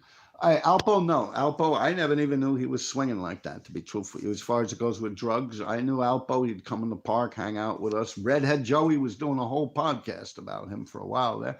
But I never, ever knew him to sell, to be truthful. Yeah. Well, I knew him also when he was pretty young. So I sold motorcycles to him. John sold motorcycles to him. I think we might have traded once for some crack for a motorcycle. As far as with him becoming a rat, I don't know. Like I said, I didn't even know he was like that. I mean, everyone was selling crack. I wasn't. I was not a drug dealer. I never sold a drug a day in my life. I mean, it might be a friend of mine that's over and he wants a joint, goes home or something. But hey, Rob, you got an extra joint or something of marijuana? And I might give him a stick of marijuana. He might give me a couple of dollars. But I was never, ever, ever a drug dealer. Never, ever, ever sold drugs. Not my thing. I wouldn't do that. It's not my style. I've robbed a lot of drug dealers. My favorite poker game. Any poker gambling related funny stories? I played poker, Crazy Eights, a lot of that up in the group homes and juvenile centers and stuff. Yeah. Georgie, Boy George, Georgie Rivera. I've played poker with him alone. No, Crazy Eights. We used to play Crazy Eights. Y'all know Boy George. I think 50 Cent trying to do a movie about him. All right, bro skipped right over my question. All right, Manson Frosty. Let's see what your question is. Manson Frosty we're looking for. I don't see you, Manson. Where the fuck was your question? Oh, Manson Frosty. You ever been to Las Vegas? The graph scene sucks here. Is that what you're talking about, Manson Frost? I'm so sorry. People are asking me a lot of questions. I did not mean to skip over your thing. All right. No, I don't know shit about over there, man. I've been there once with this girl, Erica, and that was Nevada. Yeah, I jumped in some fucking water. It was hot as fuck outside, but the water was freezing cold. I felt like my skin was going to crack off. And her and her brother laughed at me. All right. Favorite time to rack? Rack what?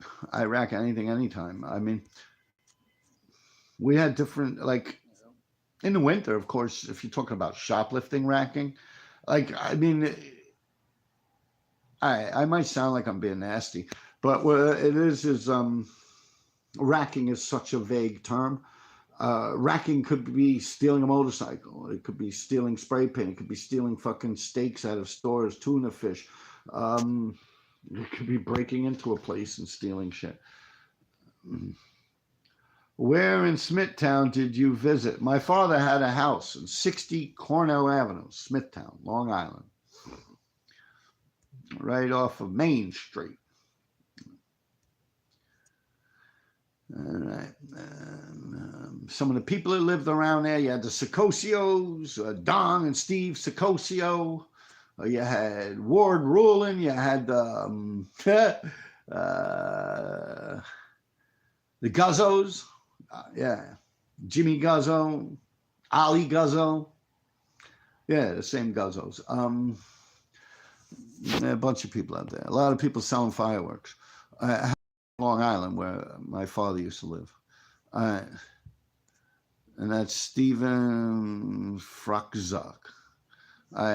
JJ, how would you define a graffiti battle? Back and forth beefing for spots or a piece by piece comparison? I don't know.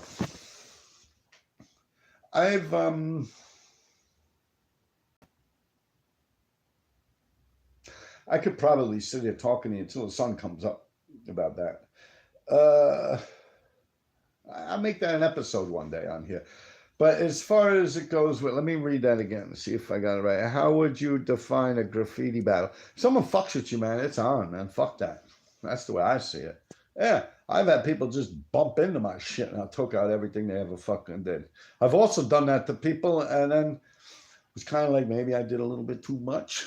They come at me hard. I mean, I'd win eventually, but at what stakes? At what cost? That whole part of graffiti is the best, man. The wars and the beef.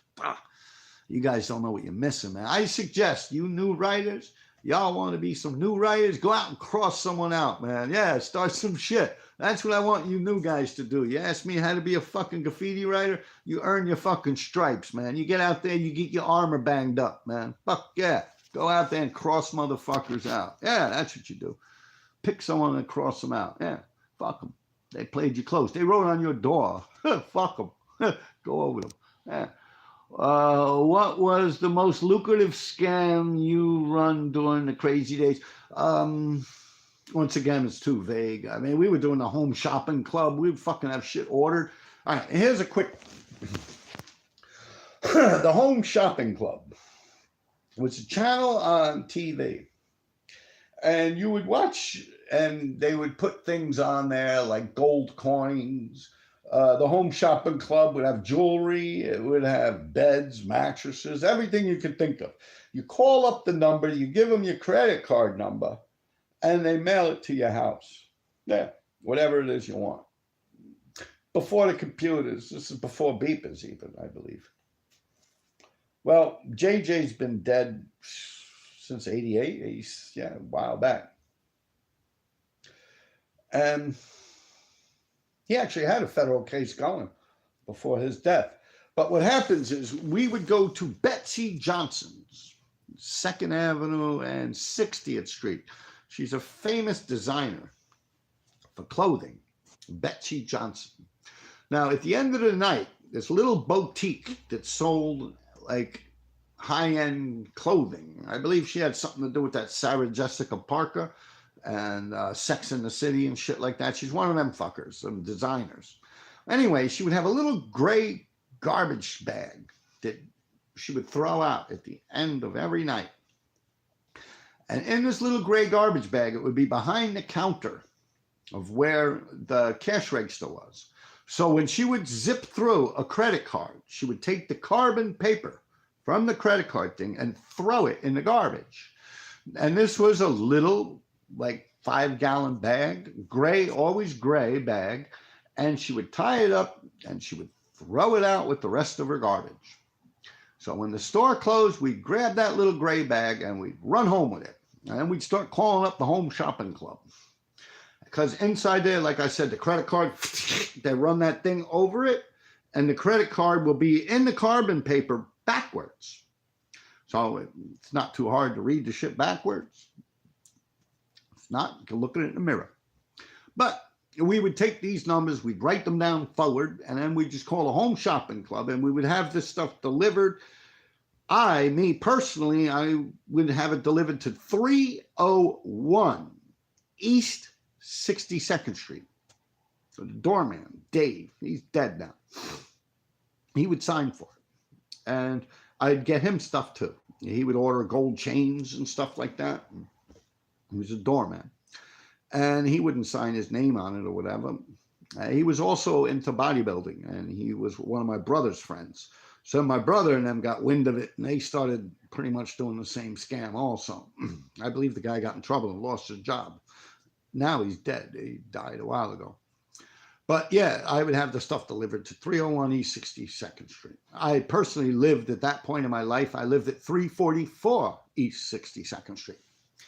And John, JJ 357, he was having the shit delivered right to his fucking house, signing for it and everything. They delivered him a canoe. A canoe. Yeah, he lives on the Upper East Side of Manhattan in a 1-bedroom apartment. He ordered a fucking canoe. Eventually, he signed something in the fucking detectives. They grabbed his ass. Yeah, they grabbed him, I believe his mom and everyone. And he had court cases going, I believe, when he passed away. Of course, he couldn't make his court cases no more, but I don't know. He probably would have went to jail for that. All right, where else do we?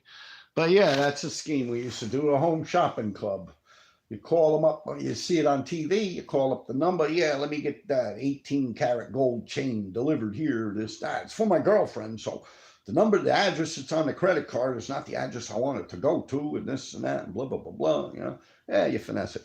All right, are you guys almost bankrupt Visa? I don't think so. Who said that? Andre Cruz. I don't think so. They ain't fucking recognize that shit. But I know John, he actually did get arrested, and I believe his mother was also brought into problems with that. Do you know Lenny Miller, the super? I worked at 301 East 64th Street.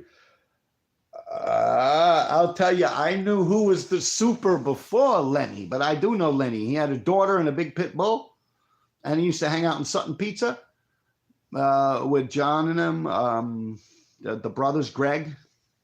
But the before Lenny, there was the Murdochs.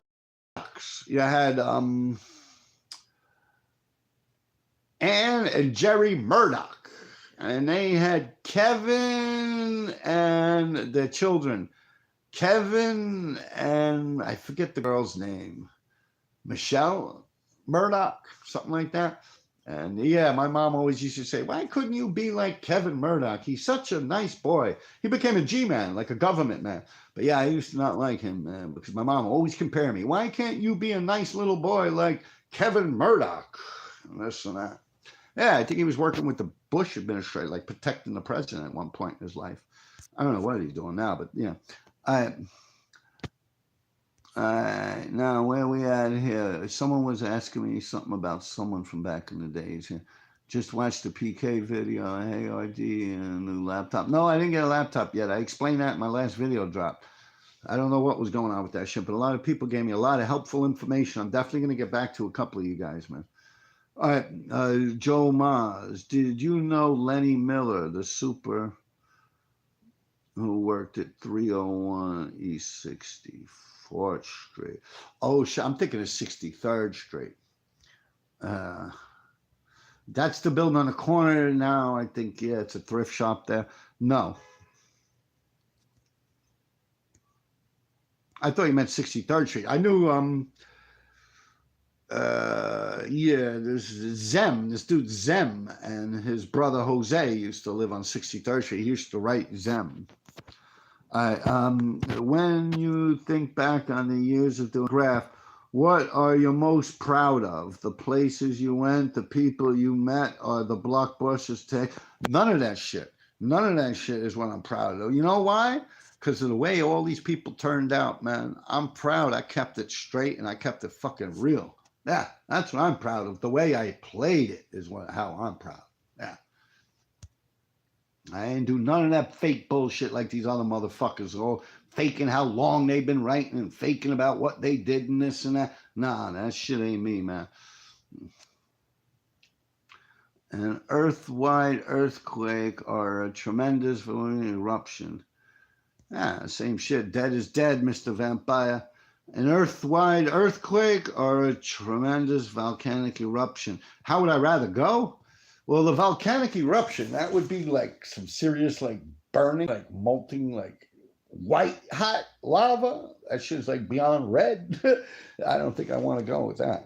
I'd rather fucking fall in a hole and get cracked in half with the earthquake. Yeah, earthquake. That's what I'd rather do. But then again, you could suffer from an earthquake pretty fucking bad too, man. You fucking fall in a hole and starve to death. It's pretty fucked up. But shit, look at Turkey, man. Poor, sad, man. God bless them. All right, do you know any writers from the 80s that ended up being famous actors or musicians? Yeah, I do. I know a few of them. Do they have to be actors or musicians? I know a few that became actors, musicians. That I'm not sure. I don't. Maybe Maceo, the guy you guys were talking about before, TCP from the 6 Train. Yeah, him. I believe he's into gospel or something now. I personally think it's ridiculous send for court feelings about you catching tags. Yeah, well, it is what it is, man. Soak echoes, yeah. But I mean, people are people. I mean, This is kind of funny how I caught feelings of fucking Cope 2s out there eating at Peter Luger's, and I'm fucking eating fucking, shit from my refrigerator. So I would run around and start crossing them out. I caught feelings. Shit happens. I'm just being real. Have you ever seen Utah or Ether up in New York City, any train tunnels or rooftops? I have, yes. I have. Not much, but I have.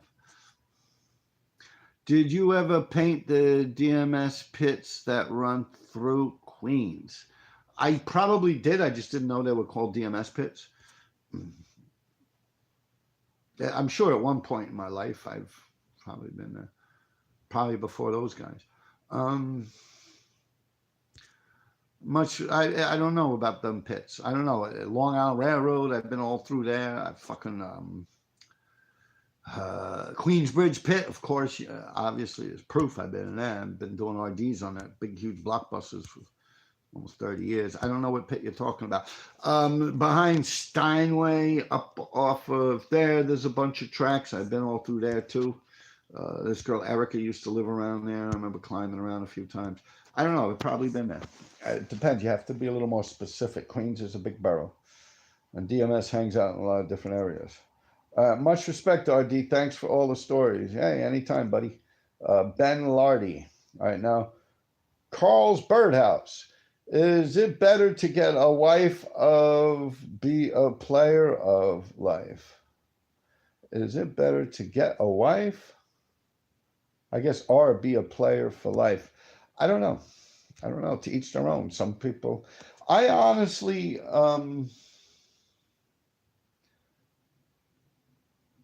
Tried it, and I don't think I was meant to be like tied down like that. I mean, there's different strokes for different folks. Some people, it's the best thing that's ever happened to them, finding a woman and falling in love and being married and having children and living a happy life and seeing that the children are successful, and yeah, that's important, I guess, to some people. I've tried. I did. I tried. I'm not going to say it was my fault, my relationship or my marriage. I'm not going to say it was my wife's fault. I honestly believe that we were just too young. I mean, we were childhood sweethearts. We fell in love and got married at a very young age. She probably saved my life when it's all said and done. If you really look back at my videos, I'll always be thankful to her and her family. Her father was a father to me. It's the reason I went to college. I don't know how else to put it. I'm not regretful of being married. I've actually fell in love 3 times. Like what I would sit here and tell you is love, and that's more than most people. Most people could go through their whole life on this earth without falling in love. So I believe in that more so than marriage. I know some people that get married or fall for people that they probably shouldn't. It's probably the worst person for them. And it's kind of like they get off on it.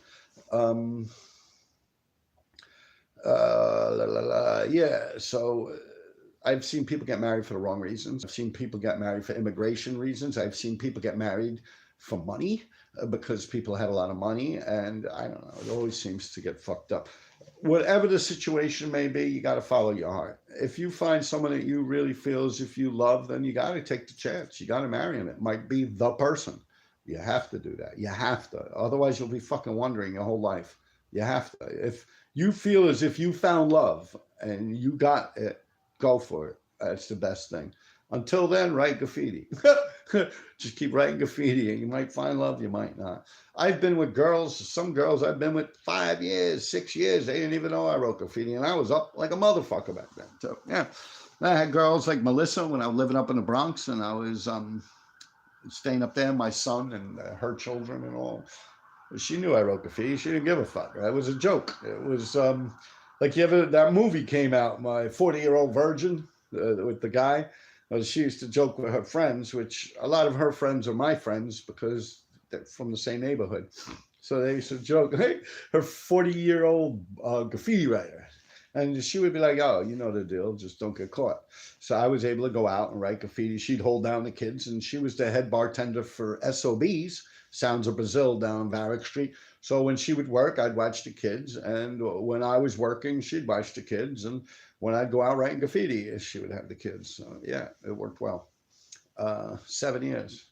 And she was aware of me writing graffiti. She even would ask to go writing with me, and we'd get a babysitter, almost like a date. All right. So I don't know. Maybe you could get a girl like that likes graffiti. I don't know. I'll tell you one thing. Most of the chicks that are into graffiti are a little out there, nutty. Like, I don't know. Back in the days, the 80s, most of them, were kind of dykey and ugly looking.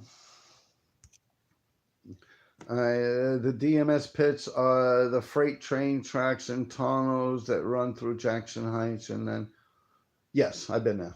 Yeah, I've been there. All right, TL, did she have a tag? Malicious. For real. I mean, she wasn't like that. Like, she wasn't writing, but she could write. She was Brazilian. All right.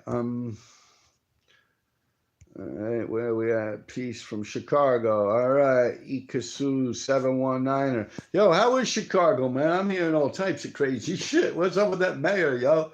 Is it really fucked up? I know New York, man. It's bad, man.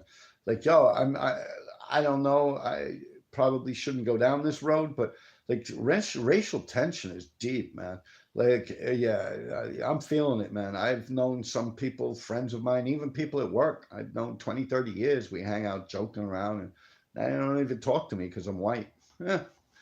I mean, yeah, a lot of weird shit going on, man. It's like Kill Whitey or something. It's sad. I don't know how it's become. I mean, my son is biracial. My baby's mother is Jamaican. God rest her soul. I mean, I was just talking about me falling in love 3 times. None of them women were actually white, the Caucasians. Deborah was from Guyana. Yeah, one of them, I guess, Slavic type thing. But yeah, Deborah, my wife, was from Guyana, South America.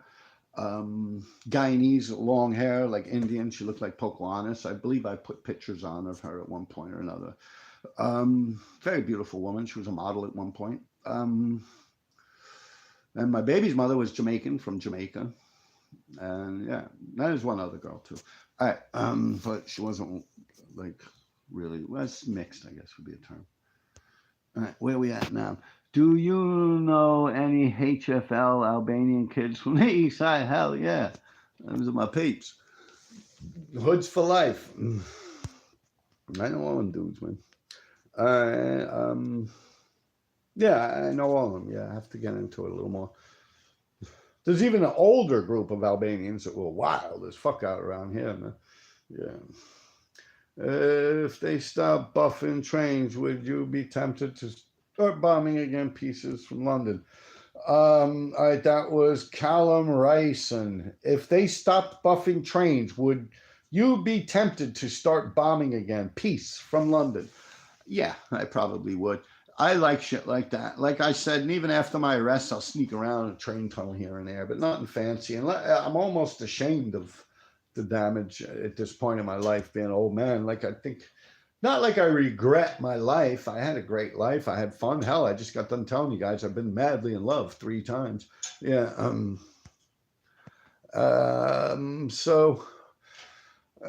Best weed strain during the 80s, our lifetime favorite strain. All right.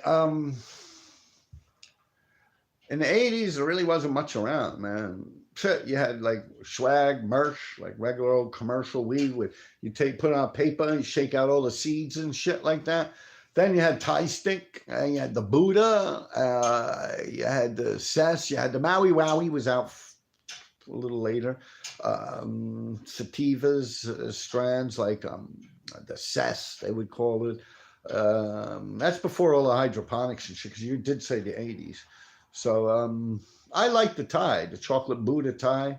They would call it from Belson's. Yeah, it was a health food store on 90-something street. All right, thanks, SN. Good question, Andre. All right. So if they stop buffing the trains, I would do something on them. Yeah, why not?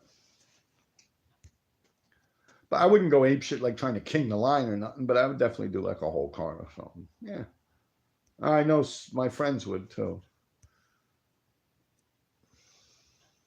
Any Jackson Heights stories? No, not really. Nah, I can't think of any.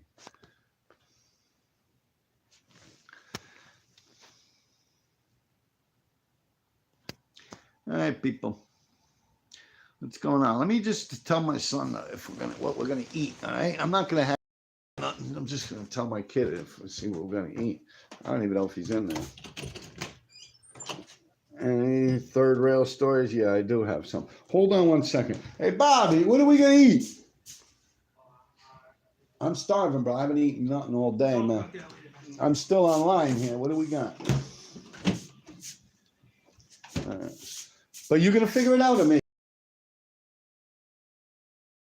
Stomach is quarbling, bro. All right. Thank you. Yeah, I love you, kid. I know. What are we at here, man?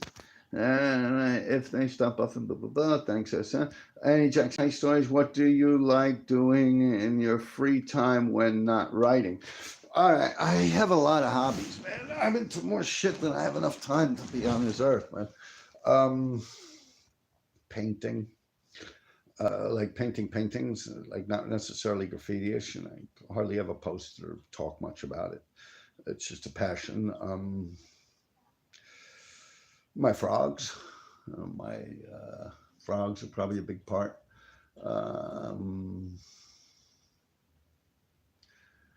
Jogging, I run. I would be the term, I guess. I jog maybe for the first couple of blocks, and then I kick it up into running. Yeah, exercise I do, burpees, shit like that. I haven't been in a gym since the pandemic. Have no need to go to the gym at this point. And when I did go to the gym, I pretty much, because of my age, I'm old, I pretty much did compound movements with heavy weight, low reps, stretched a lot beforehand, warmed up a lot. Compound movements, basically deadlifts, benches, and squats. Yeah, that's it. That's all you need. Yep.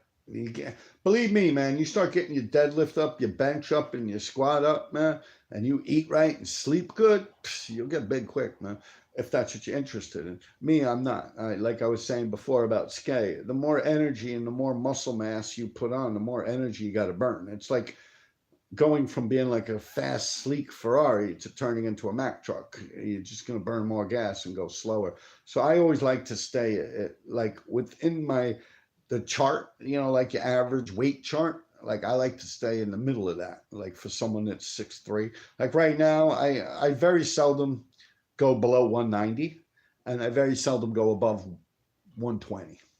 So I mean 220. I never go below 190 and 220. Yeah, because otherwise 120, I'd be like a little toothpick. I don't even think it's possible to be 120 and be over 6'3". Yeah. What else do we got here? Tabe from the Bronx. Yeah, he puts it in, man. Definitely.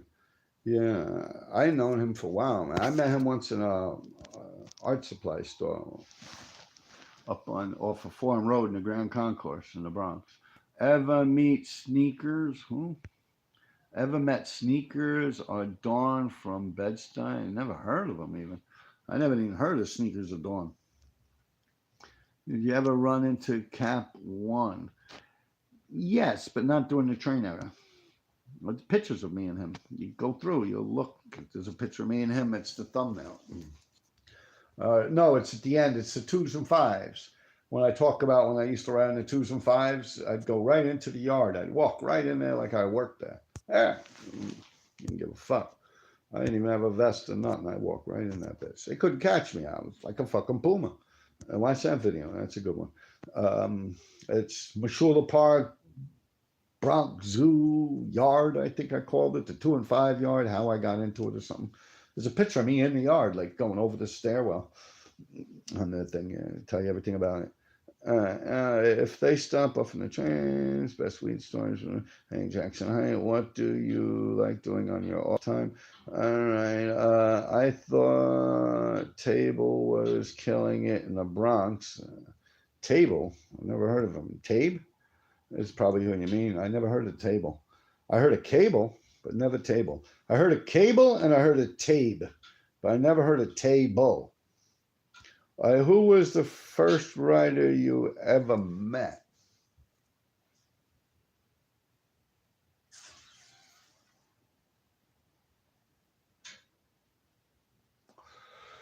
Whew, I can't think. Probably Lace. I mean, yeah, I hung out with the guy since I was a child, but I don't think that's what you mean. Pre-Sweet. I met him pretty early on when I was a messenger. Flasher and Pre-Sweet, TR. Um, Dez I met before. I didn't even know he was Dez. TFA that passed away. Pre-Sweet passed away too. Rest both their souls. Um, Ziggy, the Mob.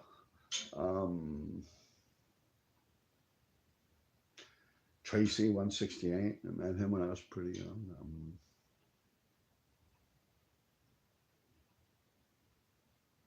I don't know. It's a weird question.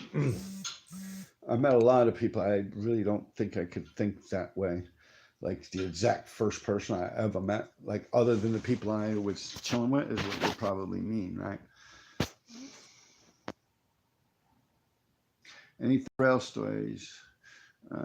Yeah, I'll get into that on my YouTube. I'll do a thing on it. Actually, in Grand Army Plaza, I got a shock. I got a third rail story from Grand Army Plaza. Ever met Sneakers and Dawn? I just did that. Did you ever run into Cap One? Greetings, RD chat room heads. You ever check out Pixo style graffiti from Sayo and Palo? No, I'm sorry, dude. I do. Is that Osmos and the dudes with some weird skinny things from Brazil? Did you ever go riding with any girls that would be fun? Haha, nutty.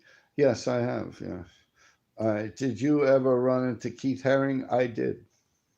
I did run into Keith Haring. I kicked him. I kicked him in the ass for real. 59th Street, 3rd Avenue.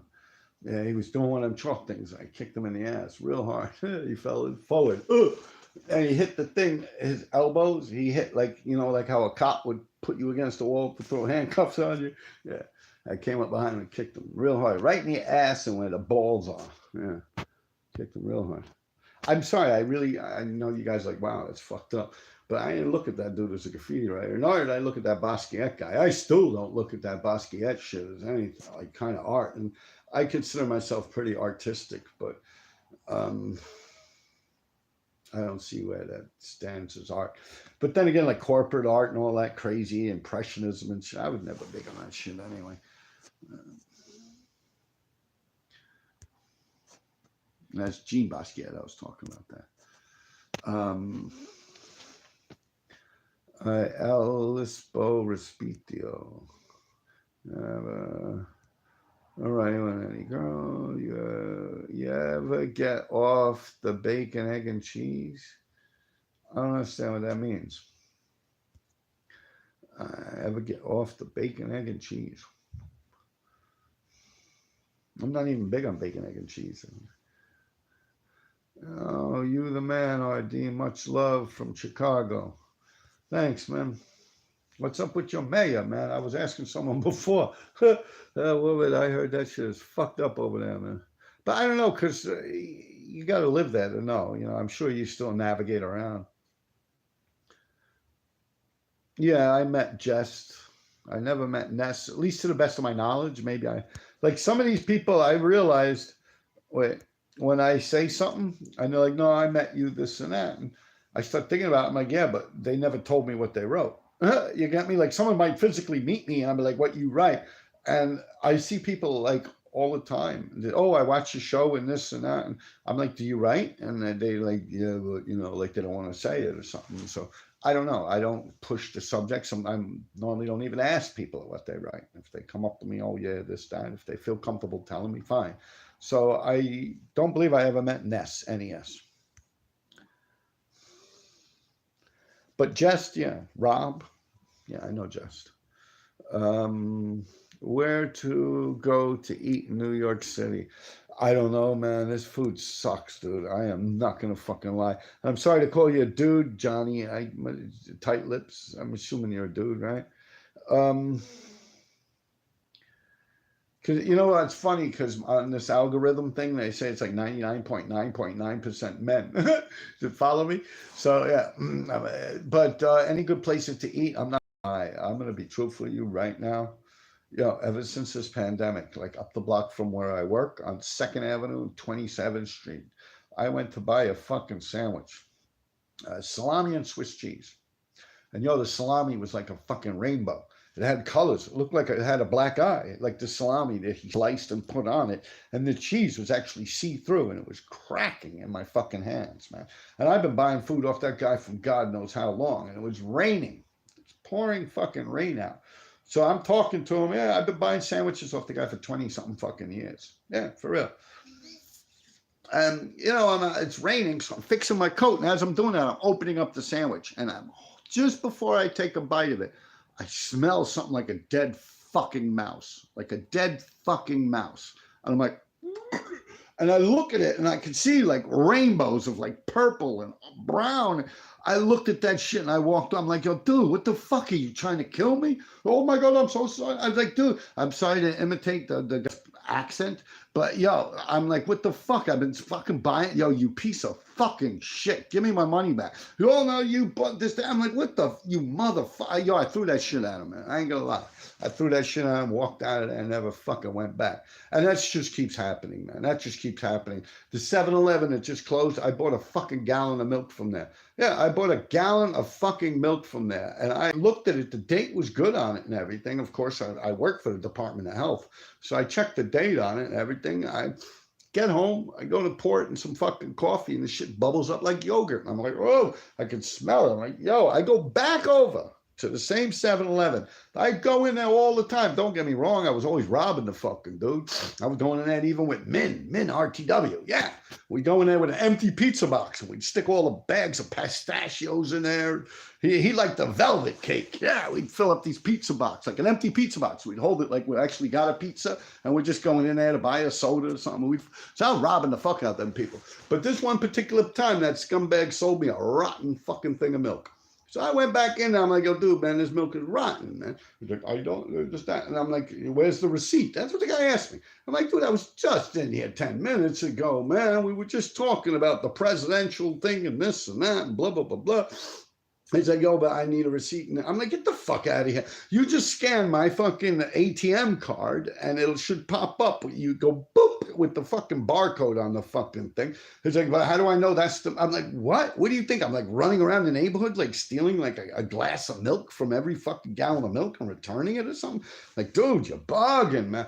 And I got mad at him too, man. And I didn't really go back in there. When he was there, I didn't go back in there. But when he wasn't there, I go in there because he watched me. That's the guy. He owned the place. He dressed real nice and shit. Yeah, and the 7-Eleven. For some reason, he was on to me, and he knew. I guess he smelled it. You know, he knew I was a shoplifter. All right, what else do we got here? So yeah, the food sucks, dude. The food fucking sucks, man. And if you're talking about eating, like, I don't know, I really wouldn't even tell you to go like to like Cat's Deli. You get a pastrami, and maybe it's good. A nice big fat fucking pastrami sandwich or something. The Second Avenue Deli, you get a nice pastrami sandwich. Fine dining and stuff like that, you'd have to ask Coke too. He goes to Peter Lucas. Yeah. I don't do fine dining. Yeah, I eat at home pretty much. So like now, as far as it goes, grabbing a slice of pizza here and there, there's a couple of pizza parlors, but every neighborhood's got its good pizza. You know, it's just a matter of hit and miss. All right, do you like to bomb the burgers? Don't even know what the fuck that means. Thanks, man. Anytime, Johnny, tight lips. Remember, keep your lips. Hey, Tommy. Hey, Johnny.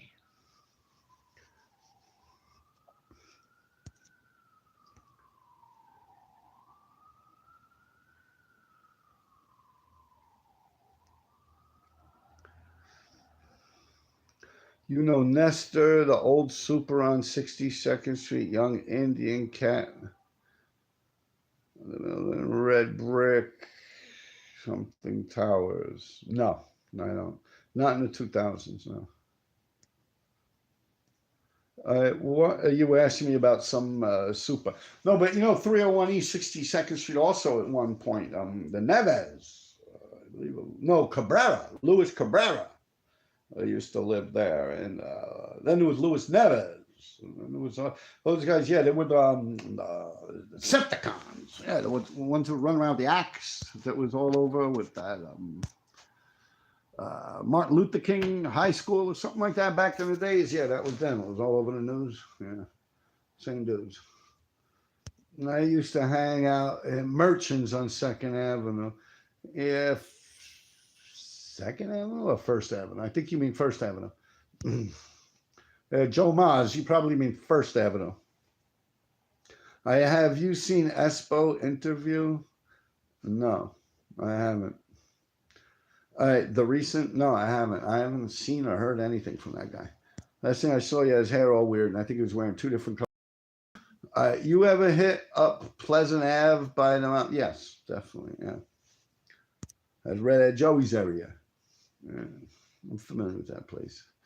A few friends of mine I was in school with were from that neighborhood, Peter Costello and them. You talk about the big tag you did. You can see from the BQE the factory. I don't know if that's the BQE. Isn't that the belt with Barron and the grain mill parkway thing? Yeah, the ceiling was the floor collapsed onto the roof. Was the Warriors movie based on any truth or remind you of back in the day?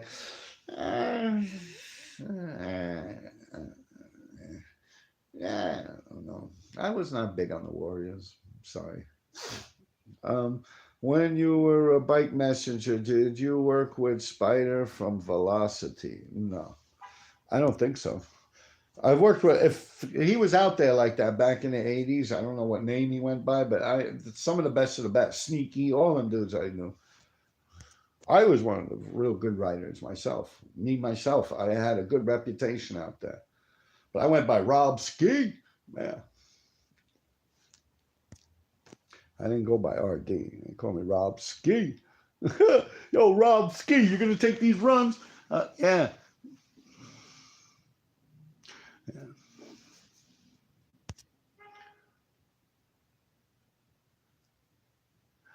Ride a bike or ride a bike? Ride a bike. Ride a bike? How can you write a bike? Write the word bike on a piece of paper? Is that what you're saying? Or bike is someone's tag? I don't know. He said bike messenger. And I'm telling you, I was a good messenger. I was a very well-known bike messenger. I mean, I don't messenger 69 or nothing like the comic book, but yo, RD, love from London, Karma, straight up. Yeah, I love you too, man. Do you think that there can be another subway era? It looks like it. It looks like it's happening, to be truthful. Yeah, I mean, the shit's not running, but there really ain't no money around here to fix shit like that, man. People, you see what it is people are going about it because they're just thinking of pictures. All right, y'all want to know something? I could tell you how to do it. You ever hang out in Yonkers? I was in a lot of juvenile centers up in Yonkers. They have a lot of juvenile places for youth delinquents. I was in a few. I'll talk about that. I was in Grasslands, which is a mental joint. I was in Pleasantville Cottages, Horton, but that's Horton up more. Yonkers. No, it's actually down, right, from Yonkers. White Plains, the Galleria. I'm very familiar with Yonkers. Did you ever read Fuzz One's book, A Childhood? No. But someone else asked me something pretty cool. Do you think that there can ever be another subway era? Yeah, and I started getting into that. I do believe there can be. But right now, every month, every couple of weeks, someone is doing a whole train. Just about every 3 or 4 weeks go by. Someone's pulling out a whole train on a different line. Now, they clean it because it's easy to pinpoint. and get rid of. But if people started running around doing fill-ins all over trains and catching tags on them and stuff like that, and not just thinking of it for pictures, and if they ran around and just started smashing shit, doing a bunch of fill-ins and tags and just bombing shit, like where you could get large quantities, I think they'd have no choice but to let it run. And then once it runs and it's running and they realize there's nothing they can do about it, they're just going to let it keep running. And then more riders can keep piling it on. And then more riders can actually start doing whole cars, whole trains, and all that pretty shit also. And I think, yes, I do believe that that is possible. But you got to get people to start doing insides. Yeah, you got to get people to start doing the insides of the subways. That's very important. And I mean, I'm sitting here telling you how to fuck up shit, but I don't know if that's good for me to do here on this platform on YouTube and whatnot. But yeah, it could be done, theoretically speaking. Yeah, yeah. You start hitting the insides. It's like if the same people just took a break from doing whole cars and just started doing fill-ins and under the windows, low shit that ran. And once it runs a few times and humans get used to it, it's done. It's a done deal. It's just like when a law gets passed, it's only going to get worse. You get me? Like once a law gets passed, it can only build on that law. Very seldom does the law get pulled out of place once it's put in place. And once people get used to seeing, look at this pandemic, people got used to wearing these fucking surgical masks. And still to this day, you got people running around. I see people when I'm riding my bicycle, they're in their car by themselves wearing a mask. Yeah. Yeah. So yeah, people, you'd be amazed at what's possible. Yeah. But people got to approach it a different way.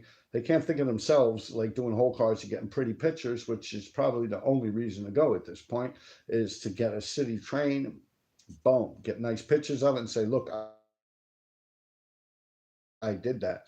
But to actually like turn the shit around and get shit fucked up, yeah, you guys start getting more vandals in there and less pretty boys, less. You got to let the vandals in. That's pretty much it. Right now, you got pretty boys, people in there just trying to get shit for their portfolio. Say, look, I did this graffiti. I went to New York. I did this graffiti. And I do know some of these people are actually, I don't know them per se. So for the vandal squad, they'll come knocking on my fucking door. But I can tell that some of them people are actually from New York. They're just writing different shit. And I've heard also through rumors. So yeah. All right. What else we got? But yes, it is possible.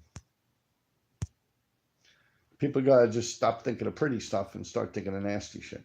And about that Espo video thing, I never heard of it. All right, yo, you ever hit play and talk about Big Tag? You did. Was the Warriors movie when we're a bike messenger? Yes, right. A bike. Do you think that there can be another Subway era? Yo, RD, love from London. Have you met PK and Kid? No, I never met them guys. I never. This is from Lab Gab.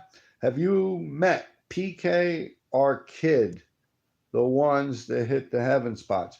No, but I met PK. No, that's my boy, my friend PK, different PK. In my eyes, the real PK. You ever hang in Yonkers? I wouldn't go as far as to say I hung in Yonkers, but I was locked up in Yonkers. I was also in a prison in Valhalla, a jail rather, Valhalla, Westchester County Jail, I think was the name of it.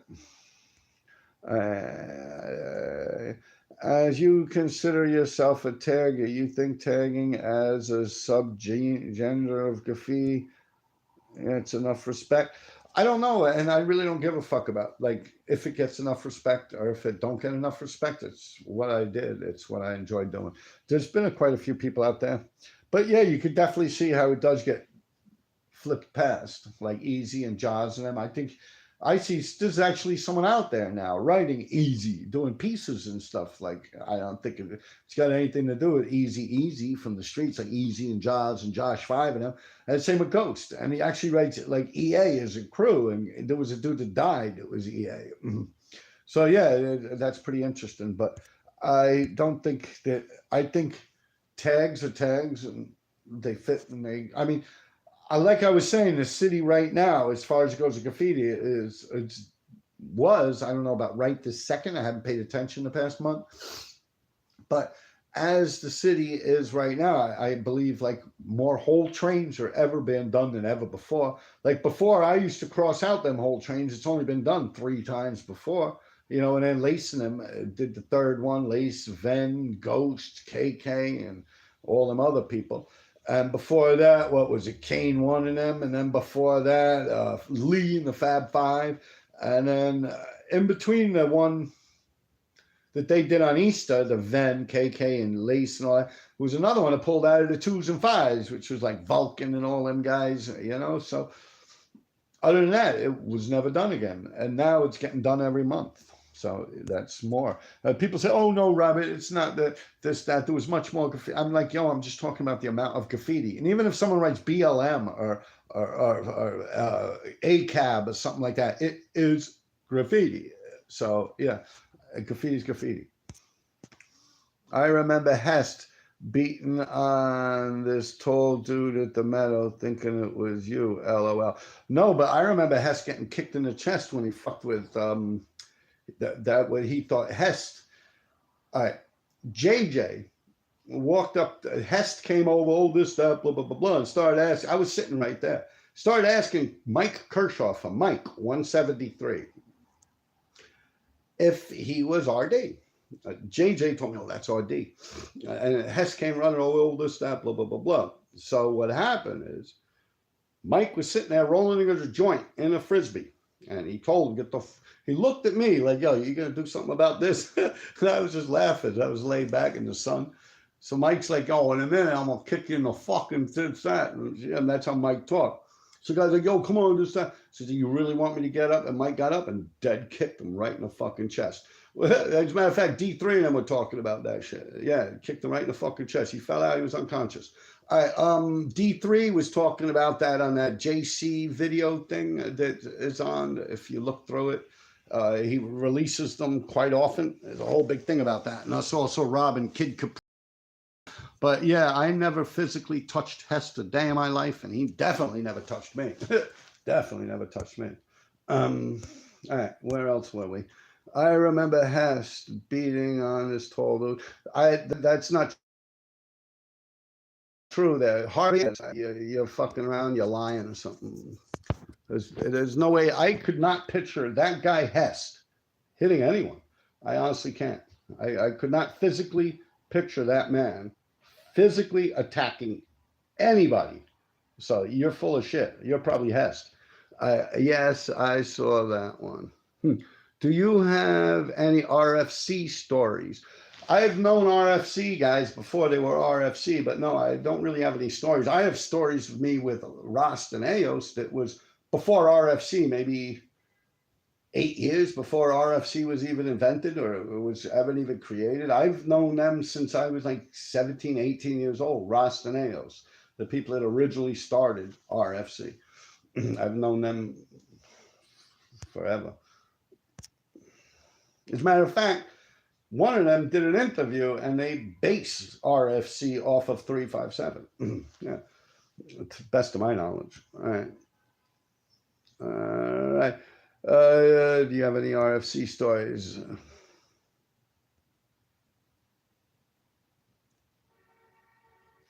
Oh, damn. You sell stickers? I can't afford any art right now. That's like a weird thing. Do you sell stickers? You can't afford any art right now. Yes, I sell stickers. You go on to the Buy Me a Coffee link and on my YouTube videos, the last video I posted. You go in there, you see a Buy Me a Coffee. You go on the Buy Me a Coffee and you look into extras. It's a store. And in there, you'll see plenty of stickers for sale. Plenty of stickers. All types of shit in there. Even paintings, street signs, canvases. No, I'm not saying Hest hit you. I'm just saying he thought some random guy was you. And I'm telling you, he walked up to Mike Kershaw, who was a random dude, and he asked, "No, you RD this and that," because JJ instigated it. Mike Kershaw is not a tall person. Mike Kershaw is like 5'6", now 5'11", almost 6 feet. And he kicked him dead in the fucking chest. And he fucking fell out. He was unconscious. A bunch of people came over. They had Parks people coming. They had a fucking ambulance and every fucking thing. So I don't know. I've seen Hest a few times. He ran away. I do not believe Hest himself would ever physically attack anyone. Although, yes, he did come up, JJ was talking about something about this, that. So, yes, he did physically confront Mike. But I don't see him, he's like a yuppie, yo, like Hest. Like, you guys are bugging, yo. Like, you're talking about Hest, right? Hest. Yeah. If it's the same dude, I know Hest. I remember it like it's yesterday. Go back to the JVC documentary, graffiti documentaries, and D3 remembers it better than me. D3 actually brings up the story and talks all about it. Yeah. But I mean, I get a little defensive because I got all types of people say, oh, that's why Earsnot did this and that. I'm like, get the fuck out of here. Earsnot's like a friend of mine. Like, what the fuck are you talking about? Like, I've actually held Earsnot shit outside of a store while he was going into the Godiva store, stealing chocolates and shit like that. Yeah, true story. I was buying goldfish for my fucking alligator when I was living in Staten Island. Yeah, JDC, JWC or something like that is the name of the documentary. Did I know Rhino?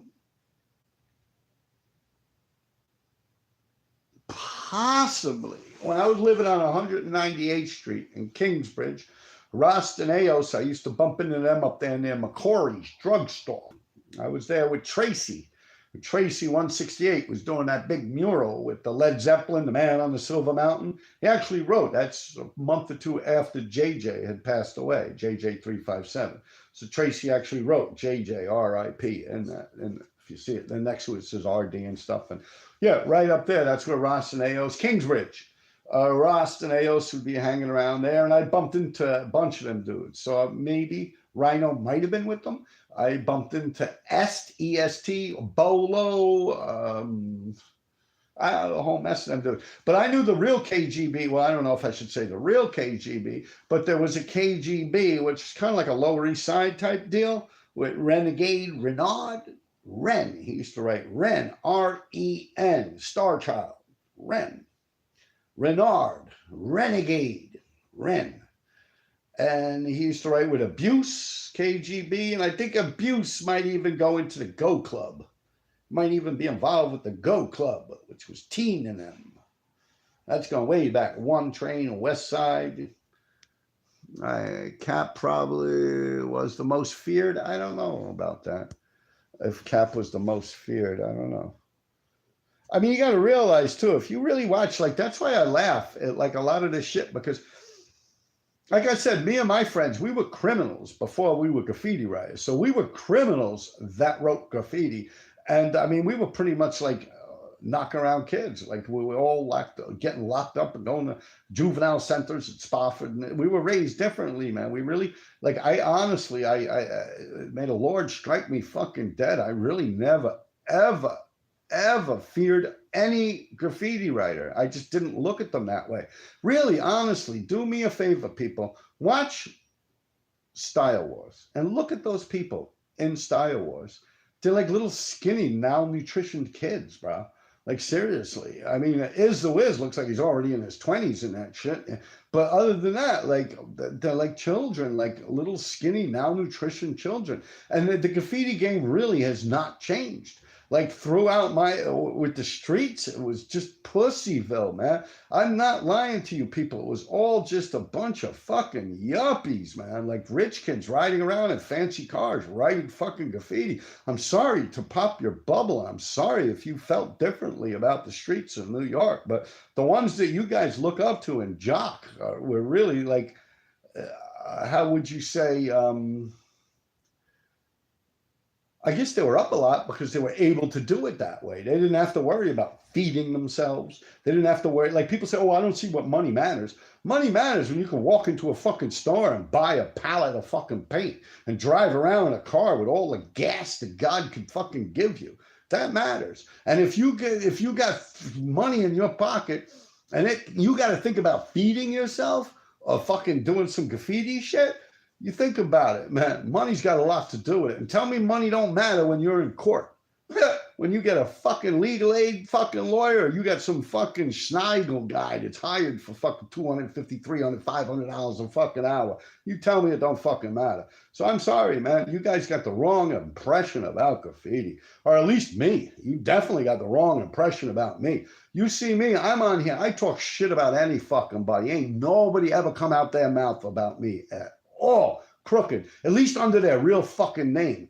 They don't, because they think, oh shit, this dude's gonna come by, ring my bell, and punch me in the fucking face. But I'm a different person now, but I'm dead fucking serious. You see that MK fuck, man. I spoke the truth about him. And I even said what he would do. Oh, he's gonna go make a bunch of memes and this and that. Then he started to try and get Cap involved. Yeah, he's tagging Cap in pictures and shit. Yo, they were like, yo, dude, man, shut that shit down, man. You're like, yo, like, yeah, man, ain't no, yo, I'm telling you, I speak the fucking truth here, man. All a bunch of little bitches, bro. Like, I'm dead serious. I'm sorry. I mean, there was people out there. Yeah, you gotta go on my Patreon. I break down, like, there were motherfuckers out there that were like us. Yeah, there were dudes out there that were putting it in. There were people out there that cut you up real fucking quick, man. Believe me. But it's not the guys you know of. The people that would do that are the people you never heard of. Yeah, that's the shit that I'm talking about here.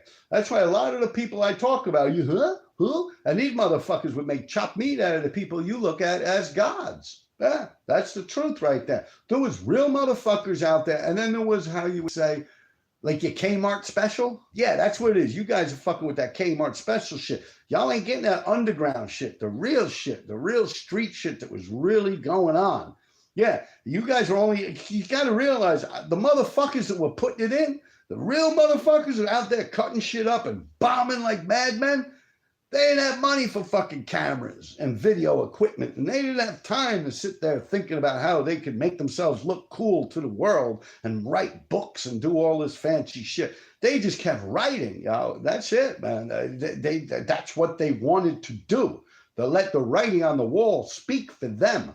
They didn't have to go and start doing this and that and going up to podiums and talking about how great of a graffiti writer they were. They didn't have to do that shit because they were out there putting it in, real shit. Now you got all these other people that use smoke and mirrors. That's what I call it, smoke and fucking mirrors. It's the one that hits the nail first that gets the nail. You got me? It's like, yeah, people that got money and they got swabs. They got a little college education. They learn about this. They learn about that. They get into illustration, sales, stuff like that. And all of a sudden they become the best graffiti writer ever to face of the earth. You know what I'm saying? Well, the real, let me tell you something. You ever hear of Mark Echo? Echo. Yeah, Echo. You know that Mark fucking Echo shit? There was a real Echo. There was a real Echo that wrote it the same fucking way. It's like that Mark Echo, like took a picture of an Echo tag in a fucking Fortran and he blew that shit up and says, yeah, Mark Echo, and put Mark in front of it. Yeah, put a hole in the O and shit. No, actually Echo did the hole in the fucking O. Yeah, all of a sudden I'm Mark Echo. Because Echo, the real Echo, he didn't sit there thinking about trademarking and shit and think about fucking making video games and doing this and that and fucking sticking a rhinoceros on his fucking clothing line and shit. No. Poor Echo, I swear, they're the same way. He wrote Echo, E-K, with the fucking lowercase, the whole fucking 9 yards. Exactly. And that's it. Now people would think, oh, Mark Echo, yeah, it was hitting the fours. Get the fuck out of here. That's the shit I'm talking about. Like, you people are clueless to what was really going on. And you're over here talking about Europe and shit like that. Y'all got to learn about where it really came from and what really fucking happened, man. Yeah, that's why I'm here. A lot of the shit I talk about, huh? Yeah, because it's like people that, you see, the people that made books and videos and did all this stuff, they don't want you to hear about these motherfuckers because these are motherfuckers that used to make them motherfuckers their bitch. Man, true story. All right, where were we? Was there ever any name conflict between PK Note and Staten Island PK? No, Staten Island PK just recently started popping back up. I don't know. I actually was telling PK, you know, you got this PK Kid guy. You want me to go over him? And he's like, I met that guy once before or something like that. And it's all good or something. I don't know. He's like, I'm PK Note 357 or something. So, yeah. Well, the ball busters. What about them? Ball busters, yeah. I've been down that road several times. Like, if you're going to put the ball busters, what? The one tunnel? I mean, what about them? You got to give me a little more to go on. Hey, Rob, what's the most treacherous yard or tunnel experience where you thought you weren't going to make it out? Or brief? All right, I got into that. I don't want to go into it again because it would kind of make the guy's New York City crime spot. See these scars on my face? Yeah. Go on to New York City crime spot and you look up the RD thing and I talk all about it. I don't want to sit here talking about it because then why'd I tell him it and why'd I post it on there? I don't like to say the same thing over and over again. Pove, yeah, I got a lot of Pove stories. Pove hung out hard. Pove, NPC, Pove, Graffiti Universe, right? PK and Kid toy. I wouldn't say they're toy. They're amazing, man. PK and Kid, they're amazing, man. The shit they do is fucking wild. Did you know Mecker and then back? I never even heard of MEKR and then back in the 90s. I heard of Merc, a couple of different Mercs. I used to know Merc from Merc Rank and EK from Astoria, Delicia's Pizza. Then there was another Merc that used to go over JA. Black dude from uptown. Yeah, it's a couple of Mercs. The ball bursters were feared. Yeah, because once again, they were a gang of dudes. They really weren't graffiti writers. Like little graffiti writers like Zephyr and them, they wouldn't stand a chance against someone like fucking the ball busters. Come on, like you get me, right? I was seeing the godfather of graffiti. I would give it to him. I think seeing I don't know what the term godfather would infer to. As far as it goes with him being the first to do it, no. I remember the 6 trains before there was scene on them. I don't know. It seems like, I don't want to say he's not being truthful because maybe I was too young. But I don't remember seeing scene until like 80, 81, 82, around then, really starting to tear up the 6s. He goes back, according to him, to the 74 or something like that. It's possible. Like I said, maybe I just didn't notice it. I was a young child. I was born 68, 78, 80, when a couple of years old or something, 13, 12, 10. Not even, right? You figure, yeah, I wasn't even born yet when he says he was right. Figure 68 to 78, I'd be 10. So yeah, I was like 6, 7 years old or something when Scene says he started, and he very well might have. But I don't know if that would make him the godfather of graffiti or what that title entices. Like I would call Cost the godfather of wheat paste, even though like DJ No and Test Don't Fest were doing it a little bit, but that's like me and Sen 4 on the fire hydrants. Like I believe I did the fire hydrants harder when I was doing them than he did. TKA, I already said that. I don't know. I remember seeing him up. TKA. Let me know about growing up in Manhattan Public Access Channel, Jay and Robin Bird. Yeah, Robin Bird, sucking, fucking, cooking clean. That's your daily routine. Get on all fours and get banged like a bitch. Yeah, Robin Bird show. Ugly George, right? Yeah, I used to see them walking around with their camera. All right, get the heck out of here. How about CES? CESS? I mean, I see him up on murals and stuff. I never saw him up on the subway. He wasn't right on the subway. He came around later, and I don't even think he's from New York. CES, C-E-S, you're talking about Tough City Tattoos? Yeah. All right. You ever steal kids' paint when you were younger? Definitely. Hell yeah. I'd sit and wait with no paint. Yeah. I did that with a bunch of people, man. We'd sit in a layup and just wait like a fucking animal. We'd wait until I hear something. Hey, you gotta be careful. You don't want to come jump out on a bunch of fucking workers. But yeah, we wait. Yeah, we get people. We take their paint. We do that in the Hall of Fame too. Me, Spawn. Yeah, me, Spawn, Pove. You would just ask about Pove stories. Me, Spawn, Pove, Joey TDS. Yeah, Spawn would also get people with Vulcan by himself sometimes. Yeah, him and Vulcan. Yeah, they were always catching people. Yeah, definitely take people's paint. That's part of the game. All right, what else do we got here? LOL, let them know. Yeah, LOL, let them know. Thanks, Bobby. Yeah, LOL, me too. What, you used to steal people's paint? Yeah, it's just a pisser. I mean, you know, it's survival of the fittest type shit. I mean, it's part of the game, right? It's fair. It's nothing wrong with that. You're allowed to do that and still keep your reputation intact. As a matter of fact, some people look at that as a plus on your reputation if you're robbing people. Anyone ever fight back when stealing paint? Fight back when stealing paint. I've had people try to run. Bust their ass. I take the paint anyway. Like they run and they trip on the tracks. Like, yeah. I pay for all of mine. Good. Yeah, I'm married. I don't even know if it's worth it to steal it nowadays. I mean, even back then, it's like $2 a can or something. I just steal something, sell it, and fucking buy the paint, man. Are there any spots you never did, but you always wanted to do? What's good, CERN, KOF? Now that's a motherfucker right there that just came on. He can tell you something about bombing, hitting them streets. SM, Adobe, and them boys was up. That's some Harlem shit right there. What up, CERN? How's it going, buddy? Yo, I'm gonna eat, man. I've been on here for a while. I'm gonna sit here and eat while I talk to y'all, all right? Why don't you guys talk to yourselves for a minute? How about IMOC? I don't know nothing about IMOC.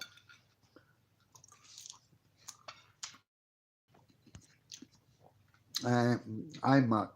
Is that a girl? No, I'm thinking of Mutt, something like that. Same here. These toys drive around in a car their parents bought. Yeah. And Phil Collins. Yeah, definitely. What are you eating? I'm eating macaroni. Can you see it?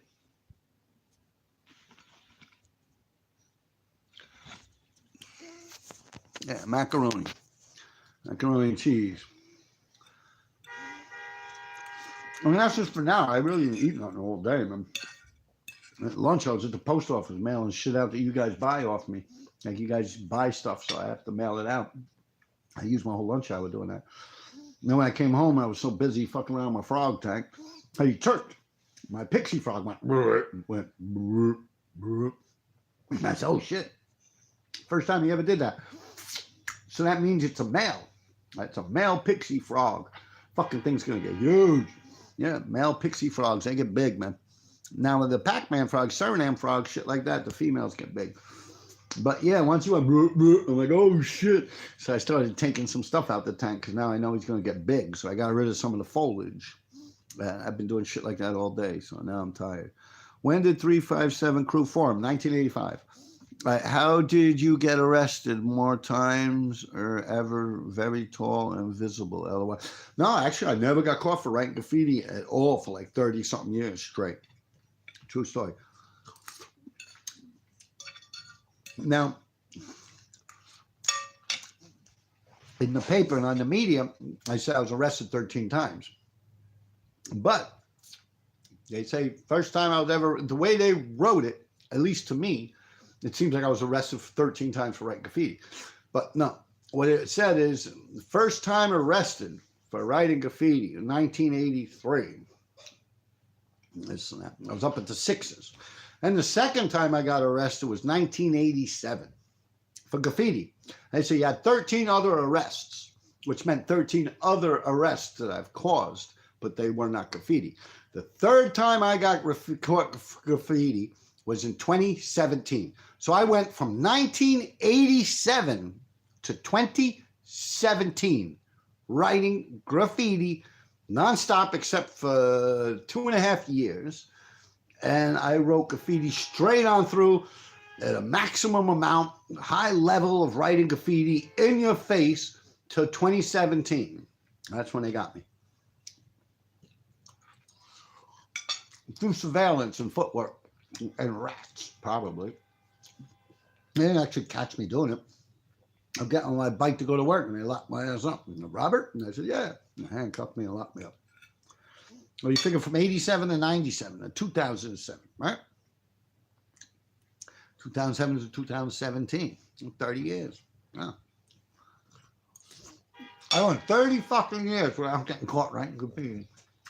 You thinking about changing your name and still painting? I thought about that. I was writing Frog for a while after my arrest. Frog. ribbit, ribbit, like the frog I was just talking about. But my frog didn't stand for the frog, like like a frog. It stood for the fucking realest OG. Yeah. But I thought it was stupid, so I stopped. I can't picture myself writing anything but RD. If I did do it, I would probably just do a wild style. No one else would really be able to read. At least cops and shit like that wouldn't be able to read it. But I'm kind of dumb, man. Like I said, it's like so liberal. It's like little pill popping fucking transvestite skateboards and shit, man. Like I can't fuck with it. It's so not what I was set out to do when I was young. I guess I'm old now, you know. You think if you're not from New York City, trust me, that's an accomplishment. What? What's an accomplishment? If I'm not from New York City, I don't understand your question. I'm sitting here eating and talking shit.